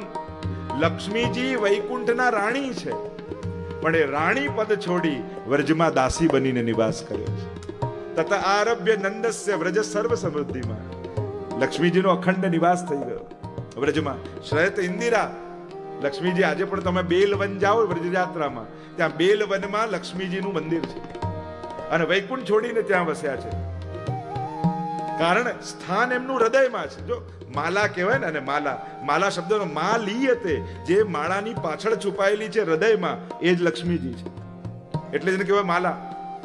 હવે હૃદયનું સ્થાન છોડી એ ચરણમાં આવીને બિરાજ્યા છે, ચરણની સેવા કરવા માટે. કારણ કે એટલે જ વ્રજવાસ કર્યો છે. દૈત હે દયાળુ દૃશ્યતામ, પ્રગટ થઈ જાઓ. કણ કણમાં છો એવા કૃષ્ણ મારે નથી જોઈતા, અમારી આંખે દેખાય એવો ઠાકોર અમને જોઈએ, અમારી કાને સંભળાય એવા પ્રભુ અમને જોઈએ, જેના સ્પર્શનો અનુભવ કરાય એવા પ્રભુ અમારે જોઈએ. દૈત દૃશ્યતામ દીક્ષુ તાવકાહ, અમે તમારા છીએ એટલે કહીએ છીએ. ગીતાની શરૂઆત મામકાહ હતી, ગોપી ગીતની શરૂઆત તાવકાહ હતી. ત્યાં મારું મારું મારું છે તો પ્રભુ કે તને મારું. અહીંયા તારું તારું છે તો કે તને ભવસાગર તારું. ત્યાં ગીતાજીના અંતમાં યુદ્ધ થયું. મારું મારું હોય ત્યાં યુદ્ધ થાય, અહીંયા તારું તારું છે તો રાસ થયો. દીક્ષુ તાવકા દૈત એ દયાલુ દૃશ્યતામ ત્વયી ધૃતા સવત્વામ વિચિન્વતે, તમારે કારણે જેણે પ્રાણોને ધારણ કર્યા છે એવા અમે આપને શોધી રહ્યા છીએ. પ્રગટ થઈ જાઓ, દર્શન આપો, એમ કહેતા ગોપીઓ આગળ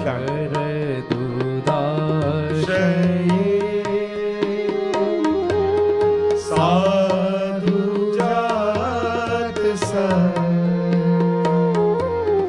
સરસી જોધર શ્રી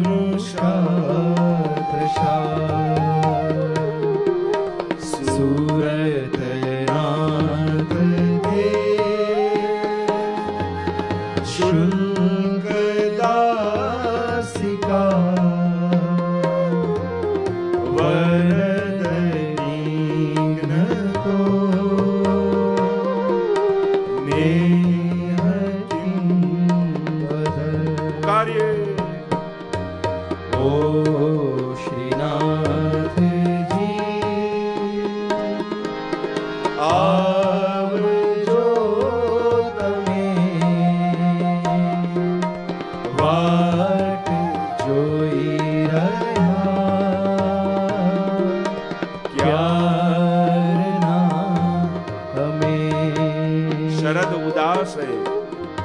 કાલમાં સરોવરો સ્વચ્છ થઈ ગયા હોય અને એમાં ખીલેલા કમળોની લાલીમાં જેણે હરી લીધી છે એવા આપના નેત્ર, અને નાકી નેત્રોથી બાકી વક્ર દ્રષ્ટિ કરી જ્યારે અમારી ઓર નિહારો ને, ત્યારે અમને એમ લાગે કે આ નેત્ર નેત્ર નથી પણ બાણ છે. કમલ સી અખિયા લાલ તિહારી 300 તક તક તીર ચલાવત બેંધત છતિયા હમારી. પ્રભુ આ બાણ ચલાવીને હૃદય વિંધો છો. હે સુરતનાથ, હે પ્રેમના દાતા, મહાપ્રભુજી કહે જે વસ્તુની કામના હોય એવું સંબોધન કરાય. જો લક્ષ્મી જોઈતી હોત તો લક્ષ્મીપતિ કહે, જો અર્થ જોઈતો હોત, ધર્મ જોઈતો હોય તો ધર્મપાલક કહે, પણ પ્રેમ જોઈએ છે એટલે સુરતનાથ કહે. હે સુરતનાથ, આપ જે દ્રષ્ટિ દ્વારા કૃપા કરી રહ્યા છો, કારણ કે આપના તો દ્રષ્ટિ, પ્રભુના નેત્રોને અનેક ઉપમા આપવામાં આવી. પદ સાહિત્યમાં તો ભ્રમર જેવા નેત્ર છે, કમળ જેવા નેત્ર છે, મત્સ્ય જેવા નેત્ર છે, ખંજન નયન રૂપ રસમાત, ખંજન પક્ષી જેવા ચંચળ, નૌકા જેવા છે. પ્રભુના નેત્રો નાવ જેવા છે ને, આમ જુઓ તો કટાક્ષ નેત્ર. મોહન નયના આપ કે નૌકા કે આકાર, मोहन नैना आपके नौका के आकार, और जो इनमें बस गए हो गए भव से पार. અને જેમાં વસી ગયા તો ભવ પાર થઈ જાય. ગોપીઓ કહેવા લાગી કે પ્રભુ ક્યાંથી આપે અમારી રક્ષા કરી છે. વિષ જલાપ્યયા વ્યાલ રાક્ષસાત વર્ષમારુતાત વૈદ્યુતાનલાત. એ વર્ષાથી, એ વંટોળિયાથી, એ રાક્ષસોથી ક્યાંથી આપે અમને બચાવ્યા, તો હવે મારવા કેમ બેઠા છો? અને મારવા જતા તો ત્યારે જ મરી જવા દેવા હતા. ગોપી કહેવા લાગી કે પ્રભુ અમે આપને ઓળખીએ છીએ, આપ કેવલ નંદ યશોદાના જ પુત્ર નથી. ગાન કરતા ગોપી બોલી, ન ખલુ ગોપિકા નંદનો ભવાન અખિલ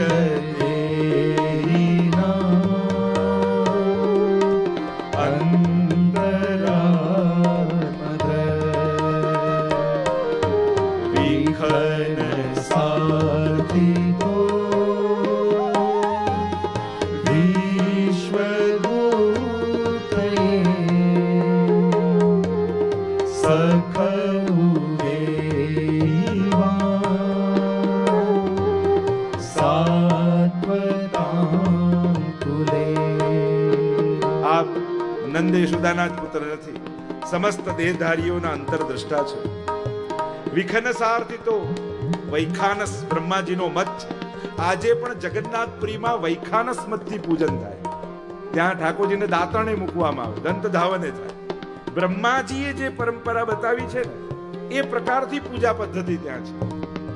વિખનસારથી તો વૈખાનસ, વેદને ખોદનારા એટલે બ્રહ્માજી, અને એમની વિનંતીથી ગુપુ રક્ષણે ધાતો, આ વિશ્વની રક્ષા માટે પ્રભુ આપ પધાર્યા છે.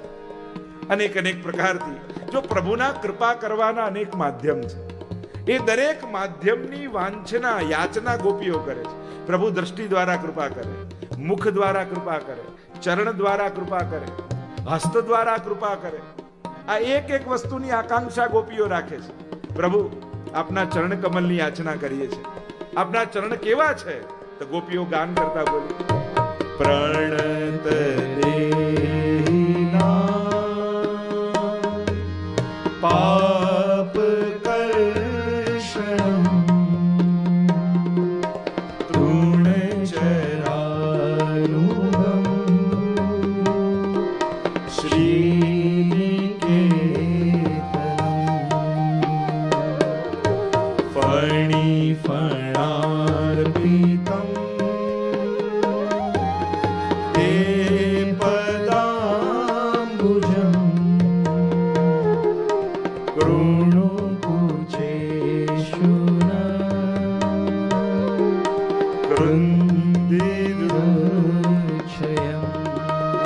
વંદન કરે, પ્રણત થાય, એના પાપનું કર્ષણ કરનાર. મહાપ્રભુજી સુબોધનીમાં અદ્ભુત ચર્ચા કરે છે. માનો અંતઃકરણમાં બિરાજેલા ઠાકોરજી પ્રશ્નો કરે છે, ઉત્તર આપે છે, અને ગોપીઓ ચર્ચા કરે છે. ગોપીઓ કહે આપના ચરણ કમલનો અમને સ્પર્શ કરાવો. ઠાકોરજી કહે પણ સ્ત્રીને સ્પર્શ કેમ કરાવાય? તો કહું શ્રી નિકેતનમ, લક્ષ્મી સ્ત્રી નથી? એ જો ચરણમાં વાસ કરી શકે તો અમે કેમ નહીં? અરે લક્ષ્મી તો ચતુર છે, તમે તો મૂળ છો. કહ્યું તૃણચરાનુગમ, આ તૃણચરો કરતા પણ અમે મૂળ છીએ. એની પાછળ જઈ શકે તો અમારી પાસે કેમ નહીં? અરે મારા ચરણ કોમળ છે, તમારા હૃદય કઠોર છે. કયું ફણી ફણાર્પિતમ, આ કાલીય નાગની ફણાઓ કરતા પણ કઠોર છીએ. ત્યાં પધરાવી શકો તો અમારી પર કેમ નહીં? ઠાકોરજી કહે પણ તમારા હૃદયમાં પાપ છે અને એટલા માટે સ્પર્શ કેમ કરાવું? ગોપીઓ કહે એટલે જ તો કહીએ કે કરાવો, કારણ કે પ્રણત દેહી નામ પાપ કર્ષણ. જે પ્રણત થાય એના પાપનું કર્ષણ કરી લે છે આપના ચરણારવિંદ, અને એટલે અમને તો અવશ્ય કરાવવા જોઈએ.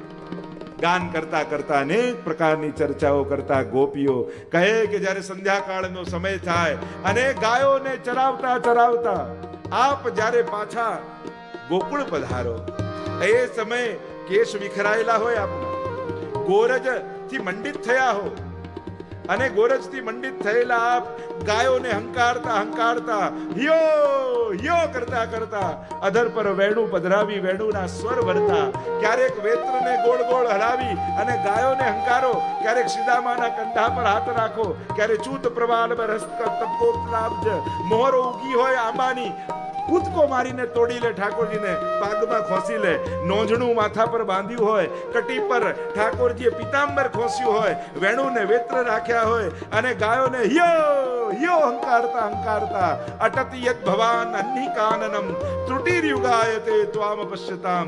અને આવા સ્વરૂપના જ્યારે અમે દર્શન કરીએ અને પાપણ બંધ થાય ત્યારે અમને એમ લાગે આ બ્રહ્માજી તો જડ છે.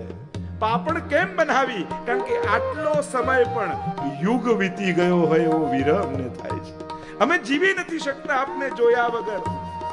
અમે તો આપના સ્વરૂપામૃતના પાન કરવા માંગીએ છીએ. ગાન કરતા કરતા ગોપીઓના હૃદય ભરાઈ આવ્યા, ભાવ ઉત્કટ થયો, શબ્દો ખૂટી પડ્યા. એ જ હૃદયમાં જાગેલો ભાવ અશ્રુ બનીને ચોધાર આંસુ રૂપે વહેવા લાગ્યો.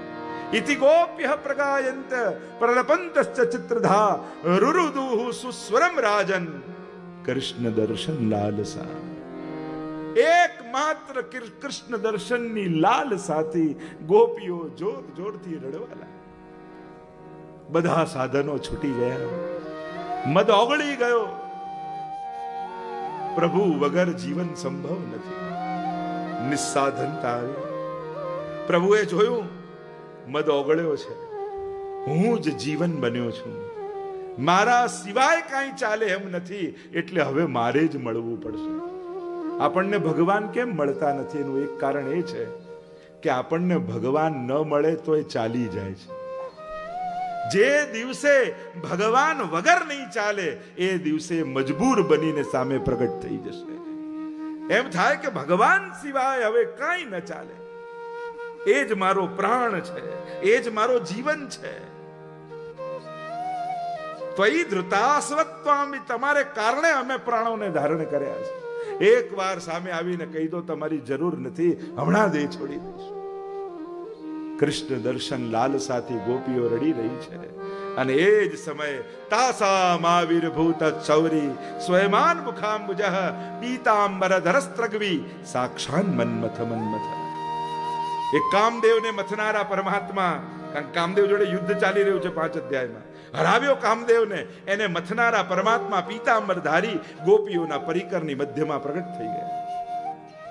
જોયા ગોપીઓએ, દોડી છે ગોપીઓ, કોઈએ ચરણ પકડ્યા, કોઈ હસ્ત પકડ્યા, કોઈએ પાલવ પાથર્યો. પ્રભુ બિરાજ્યા મધ્યમાં. પ્રશ્નો કર્યા છે કે દુનિયામાં 3 પ્રકારના લોકો હોય, એક પ્રેમ કરે ને પ્રેમ કરનારા, બીજા ન કરે છતાં પ્રેમ કરનારા, અને ત્રીજા કોઈને પ્રેમ નહીં કરનારા. આપ આ 3માંથી કેવા છો પ્રભુ? આપને સમજવા બહુ અઘરા છે. જો પ્રભુને જાણવા સમજવા બહુ અઘરા. મેં કહ્યું ને, ભગવાનને લાયક થવું બહુ અઘરું છે. તમે 12મા અધ્યાય ભાગવત આ બધા જુઓ, ભગવાનને કેવો ભક્ત ગમે. આપણામાં તો એક ગુણ મેળ પડે એમ નથી. ભગવાનને લાયક થવું બહુ અઘરું છે, પણ ભગવાનના થવું સાવ સહેલું છે. જેવા છો હું તારો છું એમ કહીને એના થઈ જાઓ બસ. પછી તો એની પ્રતિજ્ઞા છે, અહમ ત્વા સર્વ પાપેભ્યો મોક્ષયિષ્યામિ મા શુચ. તારા પાપોને હું દૂર કરીશ. એટલે પાપ છોડીને એની પાસે જઉં, એવા ખોટા લાંબા રસ્તા પકડતા જ નહીં. જેવા છો એના થઈ જાઓ, ક્ષણવારમાં એ દૂર કરી દેશે. અને પ્રભુએ જોયું કે હવે પાત્રતા આવી છે. કહ્યું કે પ્રેમ કરે ને પ્રેમ કરે એ તો સ્વાર્થ કહેવાય. હું સ્વાર્થી નથી. ભગવાન વ્યવહારુ નથી, ભગવાન કૃપાળુ છે. એટલે વ્યવહારથી એને રાજી કરવા ના જતા કે આ દિવસે હું નતો ગયો તો ભગવાન એની કૃપા નહીં કરે, એ દિવસે માળા છૂટી ગઈ મારી તો એ પછી કૃપા નહીં કરે. ભગવાન વ્યવહારુ નથી, એ તો કૃપાળુ જ છે. ભગવાન બધા વિષયમાં બહુ સર્વજ્ઞ છે. એક સબ્જેક્ટ ભગવાનનો બહુ કાચો છે અને એ છે ગણિત. પ્રભુને મેથ્સ નથી આવડતું. આપણે એક બીજ વાવીએ અને ઠાકોરજી હજારો ઉગાડીને પાછા આપે. રાઈ જીતની સેવા કો ફલ માનત મેરુ સમાન.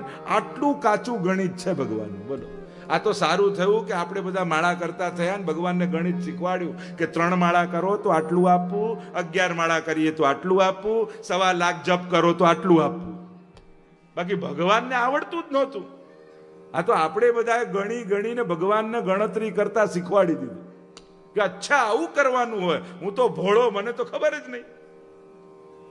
અને પ્રભુ કૃપાળુ છે, વ્યવહારુ નથી. અને કહ્યું હું સ્વાર્થી નથી કે પ્રેમ કરનારને પ્રેમ, અને ન પ્રેમ કરનારને પ્રેમ કરે મા બાપ, માતા પિતા, બાળકો ગમે તેટલું ધૃણા કરે, ગમે તેવું અપમાન કરે, છતાંય ચલો ને આપણો દીકરો જ છે ને, આપણી દીકરી જ છે ને, આમ બાપા એ ક્ષમા આપવા તૈયાર થઈ જાય. આ મા બાપની વૃત્તિ.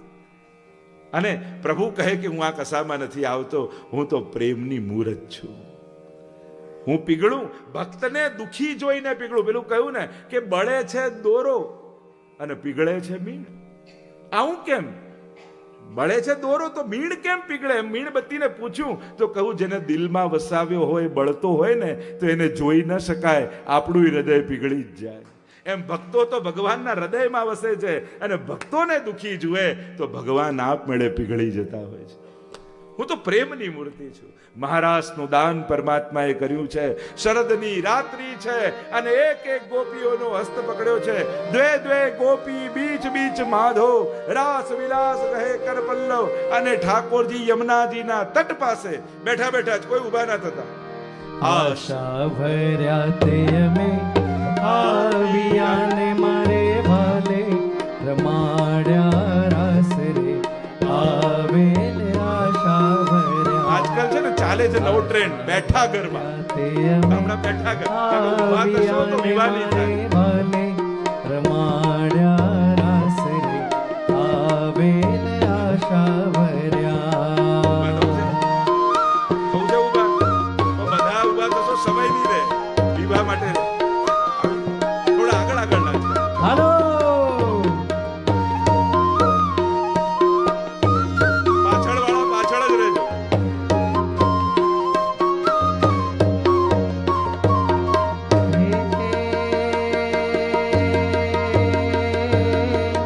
શરદ પૂનમની,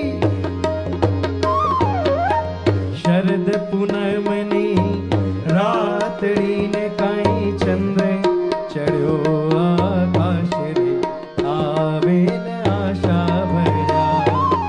આશા ભર્યા તે પાછળ વાળા બેઠા બેઠા જ કરજો. આગળ જ કર. જ્યાં છો ત્યાં કરો. રાસ રે આવેલ આશા ભર્યા.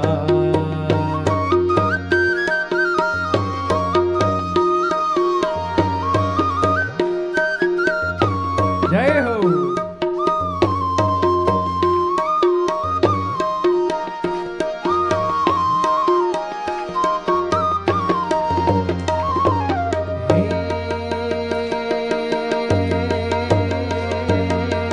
વૃંદાતે વનના, વૃંદાતે વનના ચોક માને કાંઈ નાચે છિલટ વરલાલ રે આવેલ આશા ભર્યા. આશા ભર્યા તે અમે આવ્યા ને મારે વાલે, રમાડ્યા રાસ રે આવેલ આશા ભર્યા. જહાં હો વહી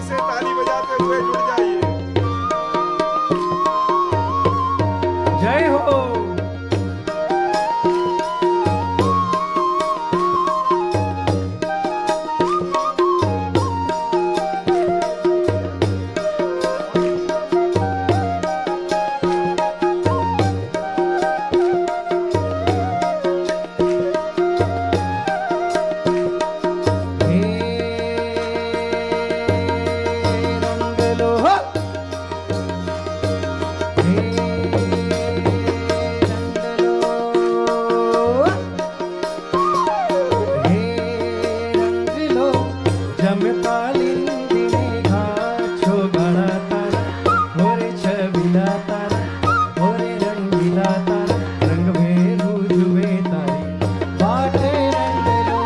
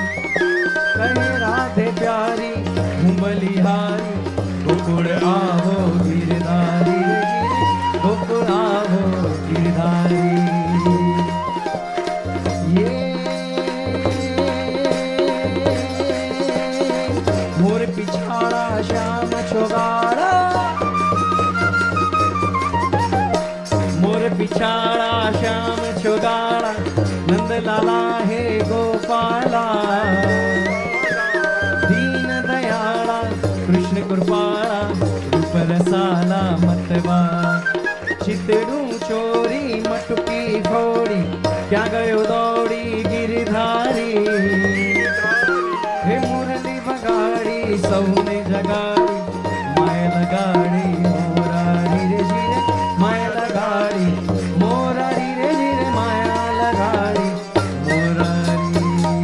બોલો રાસ બિહારી લાલ લાલ કી જય. જ્યાં હતા ત્યાં પાછા.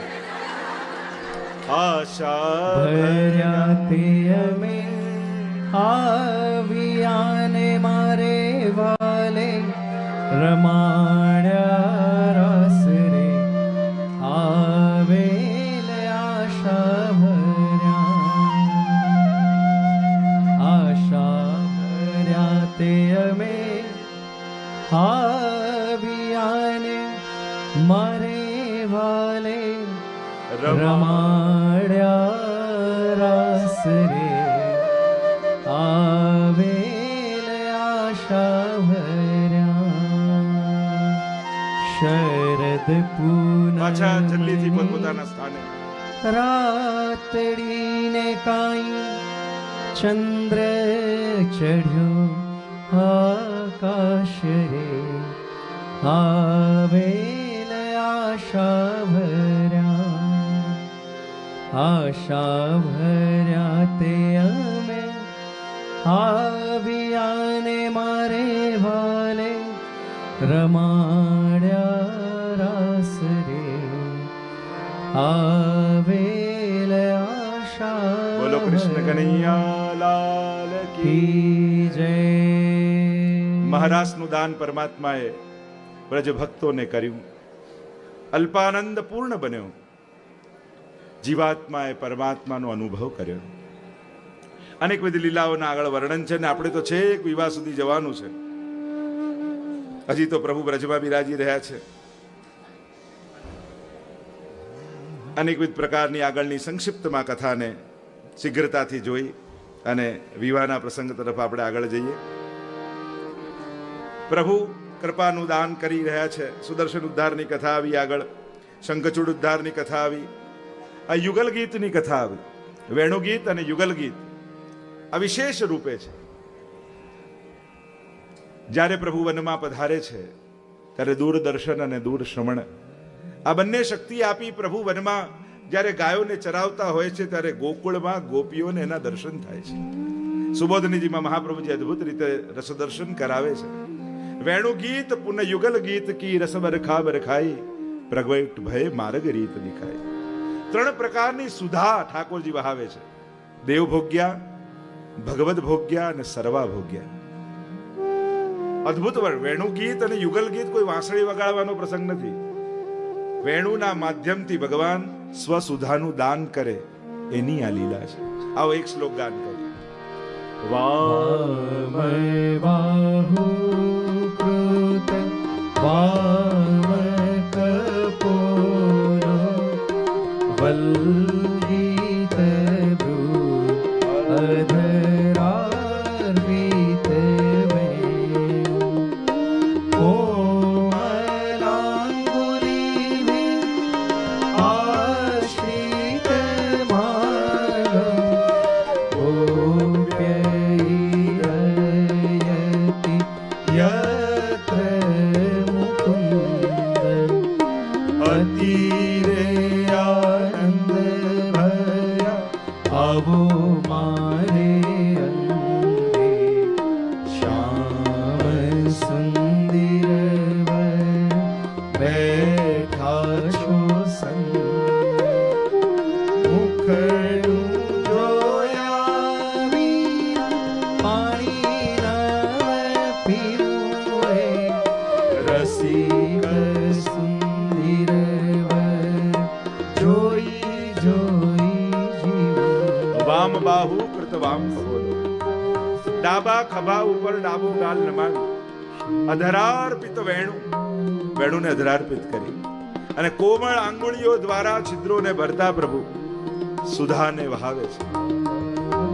ત્રણ પ્રકારની સુધા છે. ઘણી ગહનતમ ચર્ચાઓ શ્રી મહાપ્રભુજી કરે છે. વંદન કરીએ પ્રભુના ચરણારવિંદમાં. આગળ અરિષ્ટાસુર વધની કથા આવી, કેસીના ઉદ્ધારની કથા આવી, અનેક પ્રકારની કથાઓને વર્ણન કરતા વ્યોમાસુર ઉદ્ધારની કથા આવી. નારદજી ગયા કંસ પાસે ને કહેવા લાગ્યા, તારો શત્રુ બીજો કોઈ નથી, હા નંદ બાબાનો બાળક છે ને એ જ દેવકીજીનો 8મો ગર્ભ છે. કંસને આવ્યો ક્રોધ, હમણાં મારી નાખ. કહું આટલા કામમાં ઉતાવળ ન કરાય, એમ કર ધનુર્યજ્ઞનું અહીંયા આયોજન કર અને કૃષ્ણને અહીંયા બોલાવ. મરી પણ જશે ને તારું નામ પણ નહીં આવે. ઉપાય ગમ્યો. અને સલાહ કેવી નારદજીની, પોતાના મૃત્યુને આમંત્રણ આપવાનું. અહીંયા નક્કી કર્યું, પણ લેવા કોણ જશે, બોલાવવા કોણ જશે? પસંદગી ઉતરી અક્રૂરજી પર. અક્રૂરજીની તો નીંદ ઉડી ગઈ. હવે સેવા માટે કોઈને પસંદ કરવામાં આવે, ચલો એમ કરજો ઠાકોરજીની તમે શ્રૃંગાર તમે કરજો, જેને પધરાવા તમે જજો, ભાગવતજી તમે માથે લેજો. જ્યારે કોઈ આપણને લાભ મળે તો કેવો હરખ થાય, ઉત્સાહ થાય. એમ થાય મારે એવું કયું સત્કર્મ મેં કર્યું હશે, એના ફળ રૂપે મને આવી ભગવત સેવા મળી રહી છે. સેવાથી પુણ્ય નથી મળતું, અનંત પુણ્યો ભેગા થાય ત્યારે ભગવત સેવા મળતી હોય છે. ભાગ્યોદયેન બહુજન્મ સમર્જિતેન સત્સંગમમ ચ લભતે પુરુષો યદા વૈ. જ્યારે ભગવત સેવા કરો ત્યારે એમ ન માનતા કે મને પુણ્ય કરવાનો મોકો મળ્યો, ત્યારે એમ માનજો આજ સુધી જેટલા પુણ્યો કર્યા ને એનું ફળ મને આજે મળ્યું છે, જેથી ભગવત સેવા મને લાભ મળી રહ્યો છે. કારણ કે જેમ ચંદનનું લાકડું ઘસાય ત્યારે ચંદનની સુગંધ એમાંથી નીકળે, એમ વૈષ્ણવનું શરીર સેવામાં ઘસાય ને ત્યારે જ એમાંથી વૈષ્ણવતાની સુગંધ નીકળતી હોય છે. વૈષ્ણવતા ત્યારે જ ખીલતી હોય છે, પ્રગટતી હોય છે. અક્રૂરજી આખી રાત્રિ વિચાર કરે અને સવારે ઉઠી રથ તૈયાર કર્યો. રથની લગામ પકડીને ગડગડ ગડગડ કરતો રથ આગળ વધ્યો છે. અને અહીંયા અક્રૂરજી ચિંતન કરતા કરતા વ્રજમાં પ્રવેશ કરે છે. સંધ્યાકાળનો સમય છે અને અનેક ગોરજ ઉડી રહી છે. પ્રવેશ કર્યો નંદાલયમાં. નંદ બાબાએ સ્વાગત કર્યું, યશોદાજીએ સ્વાગત કરાવ્યું. બધાને મળે, વાત કરે. અક્રૂરજીની દ્રષ્ટિ કોઈને શોધી રહી છે. ન રહેવાયું ત્યારે પૂછ્યું, લાલન ક્યાં છે? અરે હમણાં સંધ્યાકાળનો સમય છે અને ખીરકમાં ગોદોહન કરતા હશે ગૌશાળામાં, તમે આજ્ઞા આપો તો હું જાઉં. ભલે પધારો આપ. અને શોધતા શોધતા ગૌશાળામાં આવ્યા. જુએ તો ઠાકોરજી ગાયને દોઈ રહ્યા છે. પણ એટલી ભૂખ લાગી છે કે પેલા ગોયણામાં નહીં, પેલા પાત્રમાં નહીં, સીધું પોતાના મુખ ઉપર પિચકારી મારી રહ્યા. અને એના છીંટ મુખ પર એવું લાગે માનો ઉડુગણ અંબર ઓપિત, માનો રાત્રિના તારાઓ ન ચળકતા હોય, થોડી પરથી બિંદુઓ પડી રહ્યા છે. જ્યાં આવા સુંદર પ્રભુના નિરખ દર્શન કર્યા અને સ્તબ્ધ બની ગયા અક્રૂરજી. પ્રભુની દ્રષ્ટિ પડી, અરે કાકાજી આપ. દોડતા પ્રભુ ગયા, ગળે લગાડી દીધા અક્રૂરજી. રાત્રિના સમયે ભોજન કરવા માટે બિરાજ્યા છે. ભોજન કરતા કરતા વાત કરતા કરતા અક્રૂરજી વાતમાંથી વાત કાઢી, હું તો પ્રભુને પધરાવવા આવ્યો છું, કંસે આમંત્રણ આપ્યું છે. પ્રભુ તો પ્રસન્ન થઈ ગયા. અરે ઘણા દિવસથી અમારી ઈચ્છા હતી કે અમે પણ મથુરા નગરી જોવા જઈએ. તુરંત તૈયાર થઈ ગયા પ્રભુ. હા અમે આવા તૈયાર છે. બાબાની સામે જોયું, બાબાએ એકવાર તો ના પાડી, પણ લાલને મનાવી લીધા. બાબા અમે જલ્દી પાછા આવી જઈશું. ઠીક છે, જલ્દી પાછા આવજો. હવે દ્રષ્ટિ ગઈ યશોદાજી સામે અને યશોદાજી આંખોને ચુરાવતા મોં વાળી દીધું. મૈયા અમે મથુરા જઈએ? અરે લાલન હજી દૂધ લે, હજી તો રોટી આરો. વાત ઉડાડી. પણ લાલન પણ માને એમ નહોતા. મૈયા હું શું કહું છું એનો તો જવાબ આપ. મથુરા જઈએ? ઘણા દિવસથી અમારા મનમાં મનોરથ છે મથુરા નગરી જવાનો. ના બેટા, એક દિવસ પણ તને એકલો નથી રાખ્યો, કેમ કરીને જવા દો? અને હવે તો ધીમે ધીમે લાલાને હઠ પકડીને કહ્યું, તું ન જવા દે તો તને મારી સોગંદ છે બે માં. મૈયા કહેવા લાગી, બેટા હૃદયના એક ખૂણામાંથી એવો અવાજ આવે છે કે એક વાર તું વ્રત છોડીને જઈશ ને પછી ક્યારે પાછો નહીં આવે. ના માં, હું વચન આપું છું, હું પાછો આવીશ. ઠીક છે તો બેટા જલ્દી આવજે. સોગંદ આપ્યા, માન્યા છે માં. અને આ સમાચાર તો આખા વ્રજમાં વ્યાપી ગયા. કૃષ્ણ વ્રત છોડીને જઈ રહ્યા છે. સવાર પડે ને ગોપીઓના ટોળા ઉમટ્યા છે. વ્રજ નંદાલયનો ચોક ભરાઈ ગયો. રથની નીચે સૂઈ ગયા. પ્રભુને નહીં જવા દઈએ અમે. બધાને મનાવે છે પ્રભુ. રથ પર સવાર થયા. અક્રૂરજીએ રથની લગામ પકડી. ગોપીઓ કહે કે આને કોણે અક્રૂર નામ આ તો ક્રૂર છે, અમારા પ્રાણને લઈ જઈ રહ્યો છે. રથ ચાલ્યો. રાધાજી બેઠા છે. પ્રભુએ કહ્યું, ઉભો રાખો રથ. રડી રહ્યા છે રાધાજી. પ્રભુ નીચે ઉતર્યા ને કહ્યું, રાધા, બીજા રડે તો સમજમાં આવે, તમારી આંખમાં શું? હું ને તમે કોઈ જુદા છીએ? પ્રભુ પણ આ આંખોને આપને જોવાની ટેવ પડી છે, આદત પડી છે. કેમ જીવીશ? પ્રભુ, એક મારો મનોરથ પૂરો ન થઈ શકે? શું મારા ને તમારા લગ્ન ન થઈ શકે? જો ભક્તોના ભાવ છે, આપણે પરણી જઈએ તો આપણા લગ્ન, પ્રભુ કે મારા ને તમારા લગ્ન સંભવ જ નથી. પણ કેમ? પ્રભુ કહે, પરણવા માટે બે જણા જોઈએ, હું ને તમે તો એક જ છીએ. દેખાઈએ છે જુદા, પણ મારા રોમ રોમમાં રાધા છે અને રાધાના રોમ રોમમાં કૃષ્ણ છે. બે હોય તો વિવાહ થાય. અને આંસુ લૂછીને પ્રભુ ચાલ્યા છે. અહીંયા શીઘ્રતાથી આગળજી મથુરા પધાર્યા છે પ્રભુ, અને કહેવા લાગ્યા, અમારે તો મથુરા નગરી જોવી છે. પણ આવા ગામડાના કપડામાં શહેર જોવા કેમ જવાય? થોડા સારા કપડા મળે તો આમ થાય. એટલામાં ધોબી દેખાયો. પૂછ્યું, તું કપડા આપીશ? કંસનો ધોબી હતો. અરે તમે ગામડામાં રહેનારા ક્યારે આવા કપડા જોયા છે? પ્રભુ તો જાણી ગયા, આ તો એ જ રામા અવતાર વાળો ધોબી છે. એક થપાટ મારીને ત્યાં ઉદ્ધાર થઈ ગયો. પછી થયું કે ચલો કપડા તો મળી ગયા, દરજી મળ્યો, તું અમારા કપડા ઠીક કરી આપીશ? બદલામાં શું આપશું? તારે શું જોઈએ છે? સારૂપ્ય મુક્તિ. પ્રભુ કે આપી. એકવાર વસ્ત્ર સેવા કરી તો સારૂપ્ય મુક્તિ મળી. જે રોજ નવા વાઘા ઠાકોરજીને ધરાવે, ઠાકોરજી એને શું નહીં આપે? થયું કે વસ્ત્ર તો થઈ ગયા, માળાજી મળે તો કેવું સારું. એટલામાં સુદામા માલી મળ્યો. અરે તું માળા આપીશ? બદલામાં શું આપશો? અરે મને તો આપના ભક્તોના ચરણોમાં અનન્ય ભક્તિ જોઈએ. પ્રભુ કે તથાસ્તુ. એકવાર માળા ધરાવી તો અનન્ય ભક્તિ મળી. જે રોજ ફૂલઘરમાં માળાજી કરે, ઠાકોરજી એને શું નહીં આપે? વિચાર તો કરો, આ એક એક પ્રસંગ આપણી સેવામાં કેટલો પ્રેમ વધારી દે છે. નાની નાની ઘટનાઓ, પણ એ ઘટનાઓ આપણી દ્રઢતા વધારે છે કે એકવાર સેવા કરી તો આવું ફળ મળે. તે રોજ ફૂલોની માળા પ્રભુને ધરાવે, ઠાકોરજી એને શું ના આપે? થયું કે હવે ચંદન મળી જાય તો શિંગારપુરા. એટલામાં ત્રિવક્રા આવી, વાંકી ચૂકી કુબજા આવી અને કહ્યું, સુંદરી તું ચંદન આપીશ? કહ્યું, બોલ્યા એ કરી બતાવ તો હમણાં આપું. હું તો ત્રિવક્રા છું. પગથી પગ દબાવ્યો, થોડી પકડીને જ્યાં ખેંચી, સર્વાંગ સુંદરી થઈ ગઈ. કહેવાય છે કે એક્યુપંચરની શરૂઆત અહીંયાથી જ થઈ. સર્વાંગ સુંદરી બની ગઈ. અને બીજા દિવસ પડ્યો છે અને ત્યાં ધનુર્યજ્ઞનું આયોજન થયું છે. નગાડાઓ ડમ ડમ ડમ ડમ ડમ ડમ વાગી રહ્યા છે.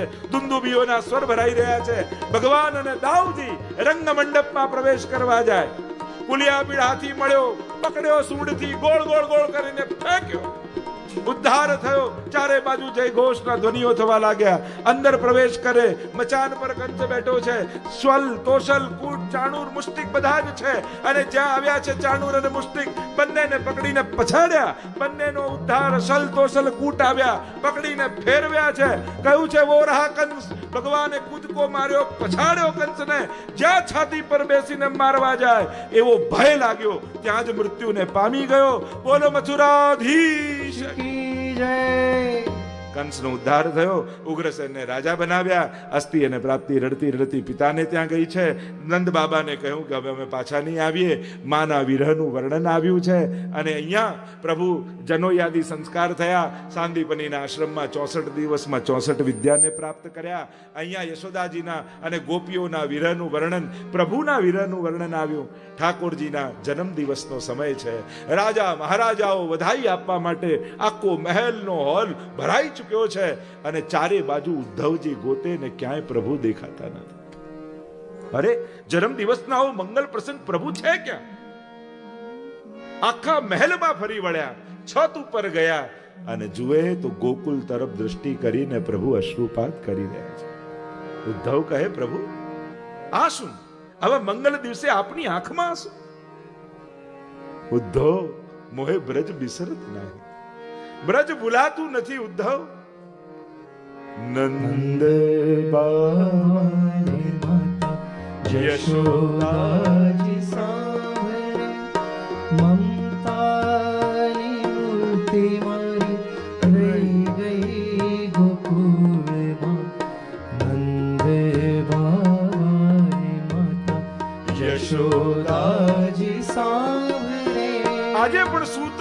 રાત્રિના સમયે, હે લાલન, અરે લાલા, મૈયાનો અવાજ સંભળાય ને ચોંકીને હું જાગી ગયો. મારી રડતી ગાયો મને દેખાય, મારા સખાઓ, મારી ગોપીઓ મને દેખાય. અરે ભોજન કરવા બેઠો ને બધું પડ્યું હોય ને માખણ દેખાય. 56 ભોગ અહીં સ્વાદ ના ભરેલા, 56 ભોગ અહીં સ્વાદ ના ભરેલા, માખણ ને રોટી મારી રહી ગઈ ગોકુળમાં, નંદ બાબા ને માતા યશોદાજી સાંભળે. અરે પ્રભુ, આ વ્રજવાસીઓએ કયું સુખ આપને આપ્યું? ઉદ્ધવજી સમજાવે. અરે ગાયો ચરાવવા મોકલતા, એક ચુલ્લુ પર છાછ માટે નચાવતી, અને ક્યાંક માખણ લઈ લીધું હોય તો સોટી લઈને મૈયા પાછળ દોડ. એવું તે કયું સુખ વ્રજવાસીઓ આપ્યું કે યાદ કરો છો? સુખ તો અહીંયા છે. અરે ઉદ્ધવ, એ માના હાથના માર ખાવાના સુખ કેવા હોય તને શું સમજાવું? એ ગોપીઓ આગળ નાચવાનો આનંદ કેવો હોય તને શું સમજાવું? એ ગાયો જોડે ખેલવાનો આનંદ કેવો હોય તને શું સમજાવું? અને ઉદ્ધવજી જ્ઞાન આપે. અરે આપને કેવું સુખ દુઃખ? ઈશ્વર તો આ બધાથી પર હોય છે. ભગવાનને થયું કે બીમારી મોટી છે, મારો કેસ નથી, મોટા ડોક્ટર પાસે મોકલો. તમે નોર્મલ ફિઝિશિયન પાસે જાઓ ને એમ લાગે કે બીમારી મોટી છે, લાવ સર્જન પાસે મોકલો. પ્રભુને થયું કે આ મારો કેસ નથી, મોટા ડોક્ટરો એવા ગોપીઓ પાસે મોકલવો પડશે, તો જ ઈલાજ થશે. એમ કહ્યું કે તું મને જે સમજાવે છે ને એમ કરી બધું ગોપીઓને સમજાઈ આવ. મારા વિરહમાં બહુ ઝૂરે છે. હા હા, સમજાઈ દઈશ. ભણેલાઓને ભણાવવું બહુ ગમે. હા, હું છું ને સમજાઈ દઈશ. અને પત્ર લખીને આપ્યો છે, ચાલ્યા છે. અને પ્રસંગો તો કેટલા વર્ણન ભગવદીઓએ કર્યા છે. અને જ્યાં પ્રવેશ કરે છે એટલામાં ગોપીઓ બૂમ પાડ, કારણ કે પ્રભુનો મુગટ, પ્રભુનો પિતાંબર, પ્રભુએ પોતાનો રથ આપ્યો, હતા શ્યામ ઠાકોરજી જેવો વર્ણ. અને લાગ્યું કે કૃષ્ણ આવ્યા. અરે લીતા દેખ, કૃષ્ણ આ ગયે. અરે વિશાખા દેખ, પ્રભુ પધારે હે. અરે ચંદ્રાવલી, ઠાકોરજી આ ગયે. બધા દોડી છે ગોપીઓ. અરે જ્યાં નિકટ પહોંચ્યા, કયું ઉભા ઉભા, આ કૃષ્ણ નથી, કોઈ બહેરૂપિયો લાગે છે. કૃષ્ણના વેશ ધરીને આવ્યો છે આપણને છેતરવા. અને એટલામાં એક ભમરો ગુનગુન ગુનગુન ગુનગુન ગુનગુન ગુનગુન ગુનગુન ફરતો ફરતો ગોપીઓ પાસે જાય અને પાછો જાય ઉદ્ધવજી પાસે, પાછો ગોપીઓ પાસે. એટલે ભ્રમરને નિમિત્ત બનાવી જે મનમાં ઉભરો હતો બધો ઠાળવી દીધો ઉદ્ધવ પર. મધુપકેતો બંધો માસ પ્રશાંગ્રી પત્ન્યા. માસ પ્રશાંગ અમને અડતો નહીં, તું કાળો ને તારો માલિકે કાળો.